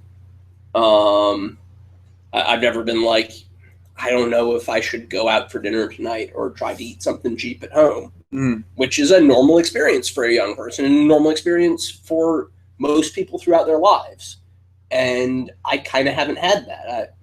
Like, spending another $20 to do something that's more fun than the alternative has just not really ever been a decision for me. And I understand that that's abnormal and has given me a weird perspective on life. Yeah. Like, I remember when I was in college, like, there was a leak in our ceiling and some water came through, landed on the TV and ruined it. And my roommate, who I had like split the cost of the TV with, was absolutely devastated. And I was just like, "Come on, man! Sometimes you get unlucky for $300. Yeah. I get unlucky for $300 dozens of times a day, right, about as many times a day as I get lucky for $300. Yeah. It's not a big deal. I'll buy us a new TV." And he was like, "No, we gotta like go back to Best Buy and tell them it was faulty and try to get the new one for free." I'm like, "But it wasn't faulty. We just got unlucky. We'll buy a new TV." And, like, things like that have just never been a big concern for me. And I know that's weird and not a normal perspective on life. Mm-hmm. And check and make sure I'm not being unreasonable because of that. I guess the unreasonable point of view is pretty subjective, because I know when I talk to certain people about these type of things, you know, they view it much differently than I do. And I've just been used to, like, so he says, reset your perspective on life due to the money you've made. I mean, it's sort of like after a point in time, like that just becomes normal for you, right? Like making these decisions that you might not have made before, and like, yeah, it's like a normal thing. It's just the right decision for me to spend $100 to save an hour of work doing some bullshit I don't want to do, because I can just spend that hour doing something I like doing, playing poker on the internet, and make more than $100. So, like, sort of coming to terms with that and not feeling like I was being wasteful, you know, hiring an errand running service to go get me an Ethernet cable instead of dealing with it myself, or like... I mean, I definitely understand what you mean, because I've done the same things that could be viewed as spewy sometimes. But I think if, you know, it's like, how do you justify to yourself? How do you view it as? I don't know. It's sort of like I used to try to fight it, because you get a lot of influences from the outside that are like, why do you do things like that? Why do you spend money on this when you have this available? But it's really hard. It's an interesting, when you're going through life, like, thinking about everything in terms of opportunity costs. Right. That's a huge trap for poker players who can just sit down at their computer and earn an hourly rate whenever they want to do it. A lot of people get thinking I can never go out and do something for fun or even do something to take care of myself and keep myself healthy and happy. Yeah. Because I could be in front of my computer earning X an hour, and it's not worth X an hour to go do Y instead. Right. A lot of the guys that I know that play high stakes online, they always look at it in terms of their hourly rate, and I feel like that could become a detriment to the way you view life if everything's viewed from an hourly rate perspective, and you're like, I'm not going to do this because fucking unhealthy for sure. And yeah, I think that was when I was sort of, like 100% all in on online poker. That was how I viewed things. I was like, I can't go to dinner with these people because I want to play online. And, eventually you get out of that. It's sort of like a weird balance. It's just the idea of balance in general. And have you ever Bigtime Dankness? Do you know Dankness? I know of Dankness. I know it was on the podcast recently. Very recently, my boy Will Jeff. I feel like I'm getting Dankness and Dankstacks confused. Dankstacks is a different guy, right? Yeah, it's a different state. Yeah. I don't think I know much about Dankstacks. This is their time. I may have big-timed him. I hope I didn't. Joel says, Ike, you're a big-time Dankness. Oh, Dankness was talking on the podcast recently about people in poker, like once they have a tournament score, they start big-timing other people that they knew along the way because they want to talk to the other, like known poker players. So they win a tournament, they'll walk through the room and they'll be with, he used Lucky Chewy as an example. So they're talking to Lucky Chewy and they see you and they're just like, don't even acknowledge your presence after they win a tournament because they're talking to Lucky Chewy instead, and they forget all their... I hope I've never made anybody feel that way. I try not to put too much stock into people's social status and just hang out with people I like. Yeah. I feel like a lot of poker players put a lot of stock into social status. Like they want to hang out with Ike Hollywood Haxton because he's Ike Hollywood Haxton in the poker world, independent of that person or type of... People are just like, oh, I'm cool enough to hang out with the tier 1 guys. Yeah, exactly. Tier 1 guys. Fuck you, tier 2 guys who used to be my friends. Right. And I'd like to think I've tried not to do that. Yeah. I think it's probably challenging because once you especially in poker, it's weird. It's like this weird hierarchy of things and the popularity and success, and it always seems like the guys that are at the smaller stakes want to be the higher stakes guys. Well, that's natural. And they think, well, if I hang out with those guys, I'll become those guys, and that's certainly a debatable aspect of things. But then I could be friends with those guys. Well, I'm going to be, once I get there, I want to be friends with them. And I mean, some of my best friends are still guys that I played small stakes full ring with back in the day, 7 years ago. Those are my guys, and they might not even be having poker success anymore. But I can understand how some people get tricked into this idea that, because you have success at high stakes, you must be some sort of it's like Jamie Kerstetter tweeted something recently. I want to have success in 2016 at poker that gives me the ability to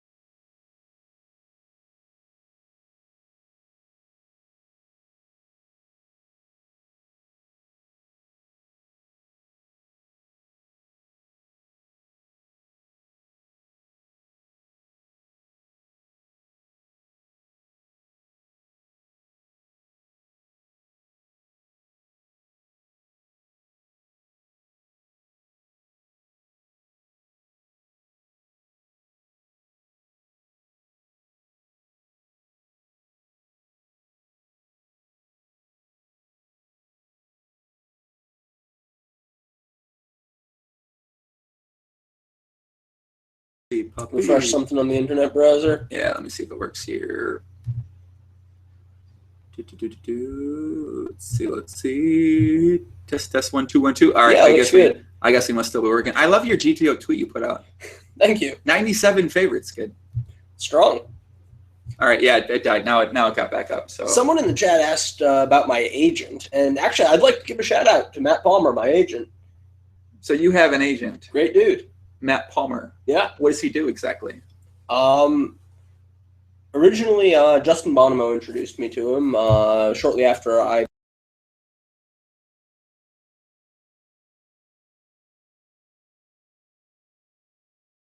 We're back on. No, we're back on. Oh, we're officially back on. Okay, good. We're back. Okay, all right, now we're back on. So your agent, Matt Palmer. Justin Bonomo to him. He'd helped Justin get his deal with Bodog way back in the day. Like I think that started in 2006 or something. I met him in 2008. And the first thing he did for me was I made the final table of the World Series 40K in 2009. And this was back in the day when if you made a TV final table, there was just free money falling from the sky. Sponsorships, people giving you patches and yeah, I just called him up. I was like, hey, Matt, I made the final table of this thing. It's going to be on ESPN. I need a patch deal. I'm going to bed. And I got up the next morning, and he's like, all right, I got you a deal with Stars. You wear a Stars patch. You need to wear the baseball cap, too. You got to wear the Stars baseball cap. There are hilarious pictures of me in the Stars baseball cap, looking like a clown. This is obviously too big on my tiny head. Right, yeah. But anyway, he overnight worked the deal with Stars, got me $20K minimum just for wearing the patch, $40K if you get third, $60K if you get second, $120 if you get first. That's how free the money was when you made a final table in 2009. Jesus Christ, dude, that's sick. And then, over the years, he's worked other deals for me. When I started talking to Stars about Team Online, wow, I said they offered me, I'm not going to say how much they offered me. What do you mean? What did they offer you? They offered me... What did they offer? They offered you they offered standard me money? X. Was it 100% rake? Was it a standard? Was it a fixed salary and 100% rake back allegedly? 100% rake back is not a thing. Sure. Yeah, nobody has.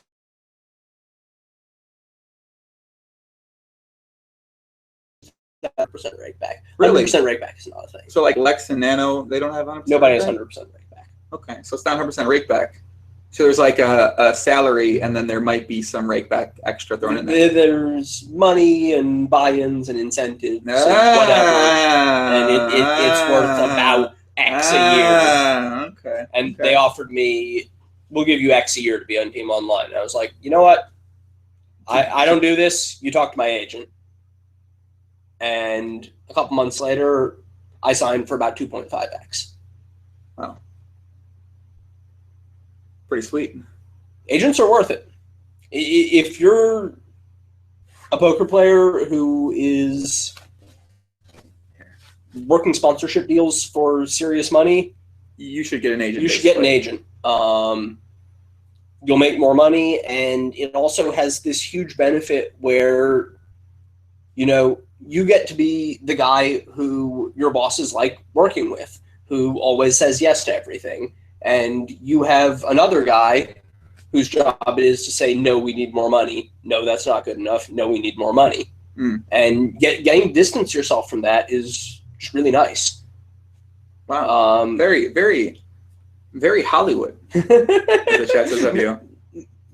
Okay, I have an agent. Maybe I'm a little Hollywood. I know, it seems kind of Hollywood. Yeah, I'm talking. We're trying to get drunk with Fedor tonight, but he said he made day 4, fortunately or unfortunately. So, all right, it's hard to get the guy who's going to day 4 to drink with you.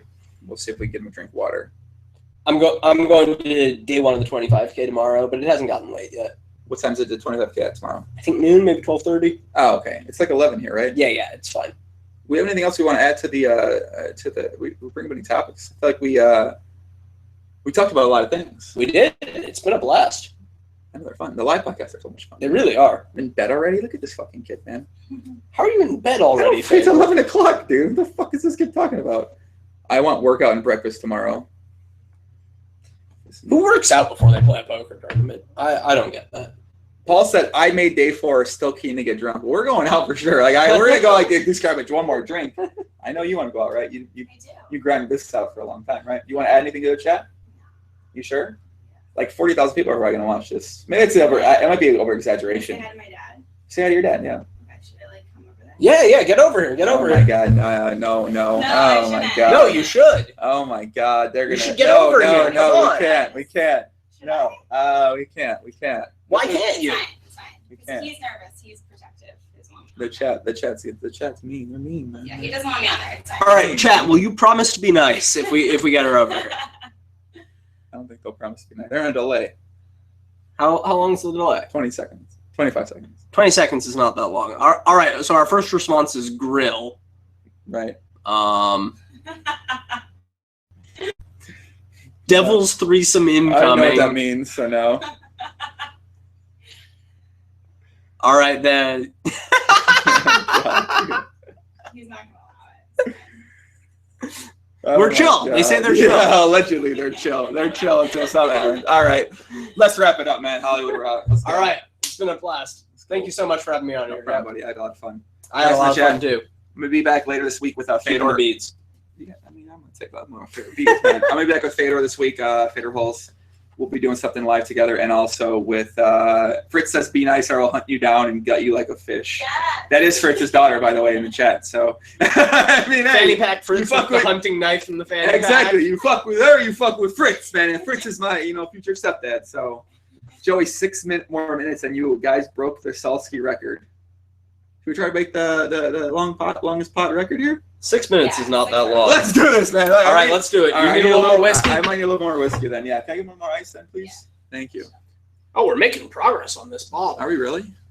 I poured myself a glass, but I was bored.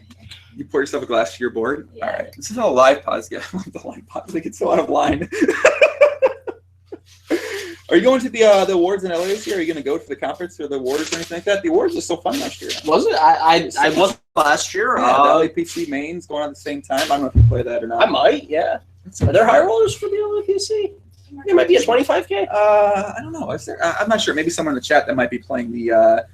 Bullet Club. Thank you. All right, let me know, guys. Not to be too Hollywood, but I try not to go to a tournament if there's not 100K. I don't even know what to say to that. I feel like that's kind of Hollywood though. But eventually you get to that part, right? You get to that status where you're just like, man, whatever. Yeah. Are you going? You're going to Aussie Millions? I A lot of actually big haven't tournaments out there, decided right? yet. I do not have a flight out of the Bahamas yet. Mm. I might just end up sleeping on the streets of Nassau if I don't make another decision in the next couple of days. Oh, dude, my whiskey's in here. I feel like you I could may find. have overserved you there. That's okay. There's a Hilton down the street. It's pretty cheap tonight. You can maybe stay there.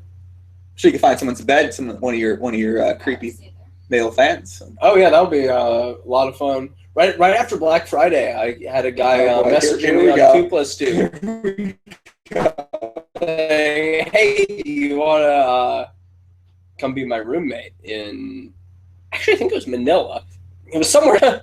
Was it like the Timex story where someone messaged him about coming to have sex with him? Was that a similar?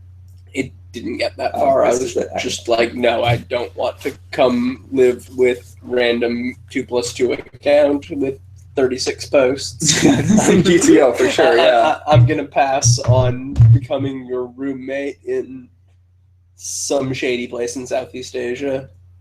Has the guy ever talked to you again? I don't believe so. Mm. I think I may have hurt his feelings. Yeah, I tried to be polite about it. big but, time a little bit. Sounds like. It's pretty big time to decline requests from strangers to come live with them. You ever been big time by somebody? Poker or not poker, maybe? That you felt it was like a big time. It's a good question. Come back in the chat. I don't know. I'm the camera, man. I'm not easily offended when it comes to that kind of thing. Same. Ivy big times everybody, but like getting big timed by Ivy is just great. It's just fun. Standard. I've seen Ivy on 3 separate occasions Uh-huh. pretend not to know who Vanessa Selbst was. Like genuinely Like at was the like, I table don't during 100K, like who are you? Have we met? So really. He just does that Yeah. to people who he expects will expect to be known. He thinks it's funny. I've seen him do it to like 3 different main event winners. He just thinks it's hilarious to pretend to not know people who he thinks will be offended that he doesn't know them. Really? Yes. He sounds kind of like an asshole to me, dude. I gotta be honest. Like that sounds like He's at least a bit of a troll, if not an asshole. you think he's fucking with people. Oh, for sure he's fucking with people. He's fucking with people 24/7. It is his favorite thing to do. An on-purpose trolling, but a subtle troll where no one knows he's actually trolling unless you're...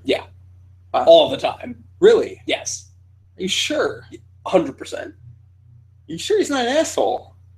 He might be an asshole. He could be an asshole and a troll too, right? Like They're not mutually exclusive. that's a good point. That's a good point.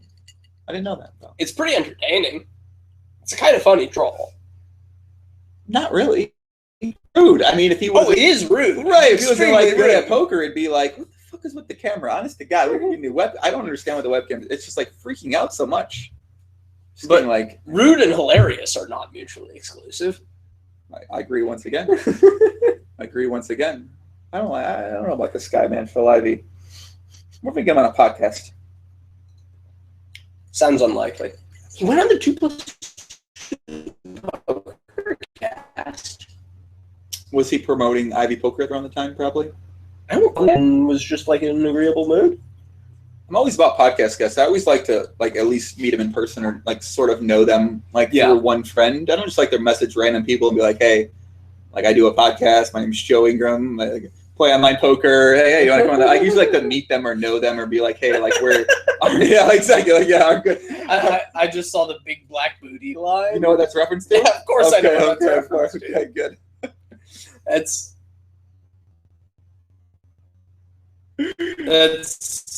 an all-time great story.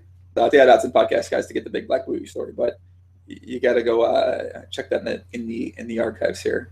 I remember I went to Bobby's room this summer and Oddsen was playing 300, 600 shorthanded, watching a podcast. I was like, "What are you doing?" I like walked behind him. I'm like, "Come on, like, what are you doing, dude?" He's like, "Oh, I'm just watching the podcast, Joey. What are you up to, man? You want the Oddsen impression is strong. I'm good with the Northern European guys. I like the Isildur and the Talented. What are you saying like that? No, the Oddsen's a fucking idiot. I like have those guys down. But did you get the Oddsen scar story either from him or from Donnie? I don't think so.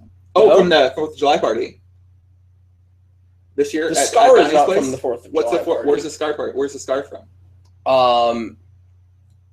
Well, I heard this from Donnie. Allegedly, it's fine. Allegedly, I heard this from Donnie that this is not last summer, but the summer before. Donnie's like playing with Oddsen live in Vegas every day, and Oddsen's always wearing shorts at the table. And Donnie notices he has a giant scar down his lower leg, and after like a week or so, he finally just can't take it anymore. Wants to know what the scar is from. He's like, Oddsen, what's the deal with the scar on your leg? Were you like in a car crash or something? Say this in voice, so go ahead. You see it. And Oddsen is like, no. One night in Vegas, we drink a lot. And I wake up in my room and there is blood everywhere. And I think, oh no, did I kill a girl? Fucking God, it'd be probably good. And so Fucking hookers. I get out of bed. I check the bathroom, but there is no one there. And I look at my leg, and you can see the meat in my leg. Donnie's like, okay, so what did you do? Did you go to the hospital? Right. He's like, no. I pour vodka. I pour vodka, and I go back to bed. I was like, that's it. You poured vodka and you went back to bed. And what happened? Or were you okay? He's like, I think the vodka, it make me drunk. What the fuck? And What the fuck? What? That's the whole story. He doesn't know how it happened. He woke up, there was blood everywhere. He poured vodka on it to sanitize it, and he went back to sleep. And What the fuck? so it healed kind of jagged, and now there's a big scar. He didn't even do it. He just woke up and he's like, fuck this. Yeah. Oddsen is not living GTO. There are people that are GTO at life, like my boy Cole South. Shout out to CTS. CTS, GTO at life. Oddsen, not GTO at life. When you hang out with the two guys, you can't understand the same poker game because they're the opposite spectrum of GTO. Lafort, GTO at life. CTS, GTO at life. Oddsen, not Those ruin that G2O life. These Scandi fucking kids are insane, man. They are. But then you get the nits like Johan and Barry Sweet. Those guys are nitty guys. Are they? Yeah, Johan's a big nit. Oh yeah. Yeah. Huge nit. Yeah. He lived with his parents until like last year. I heard Barry Sweet's been seen in public once. Yeah, not very He often. showed up in Vegas. He went to the Rhino. He lost credit card roulette This cannot be Barry Sweet. for $60,000. This cannot be Barry Sweet. There is not a fucking chance. And he was stuck in the back room at the Rhino. What are you making? On the You're phone making with this Bank up. of Sweden, trying to pay his bill. He's making this up. This cannot be true. You're making this up. Allegedly. And I may have it confused with another Scandi.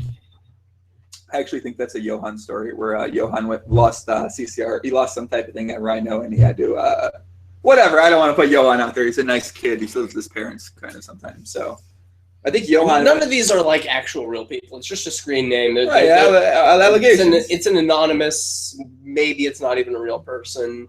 Right. Maybe it's just Barry Sweet's the scream, and there's a dream machine behind it. It could be a bot. There may not be a human there. Could be a bot too. Yeah. According to Stars allegedly has bots on the PLO games. Stars bots? They're putting them there themselves? Are they? I don't know anything about Is that what you think they're doing? No. David Bezos concocted up a plan where they're going to form bots in the Amaya headquarters in Canada and put them into the 2, 4, 3, 6, 5, 10, 10, 20, 20, 50 PLO games on Stars and take down the best players in the world? I'm pretty sure that's not a thing. I'm not ready to rule anything out. Did we make the longest time? I think we did. I feel like we had to. Have we made it? Let me double check here real quick to make sure we made the longest time period. My chess partner's getting I can tell she's I'm cool. okay. I'm cool. You're cool, puppy. You're cool. All right, let me see. Let me make sure. You guys are funny. You guys are funny. I know. Thank you. Thank you. We're funny. Thank you. I'm glad you think we're funny. Thank you very much, I was puppy. thoroughly entertained. All right, let's see how long the sauce one was. It was I think it was 3 hours and 17 minutes. So I think we actually Thank beat this God. I think we beat this at 3 hours and 17 minutes. All right, guys. Sorry, Sauce. Broke the record. I mean, Sauce will be back on soon. So, guys, if you're at the Bahamas right now, are we going to go get a drink somewhere down there? I'll get a drink. All right, so we're going to go down to Dragons, I believe, right now. We'll go to Dragons. It's in the casino floor. If you make me, I'll go to Dragons. Where do you want to go? Where's the GTO spot? The one in the Cove lobby is a little more quiet. I've never been there. No, we have.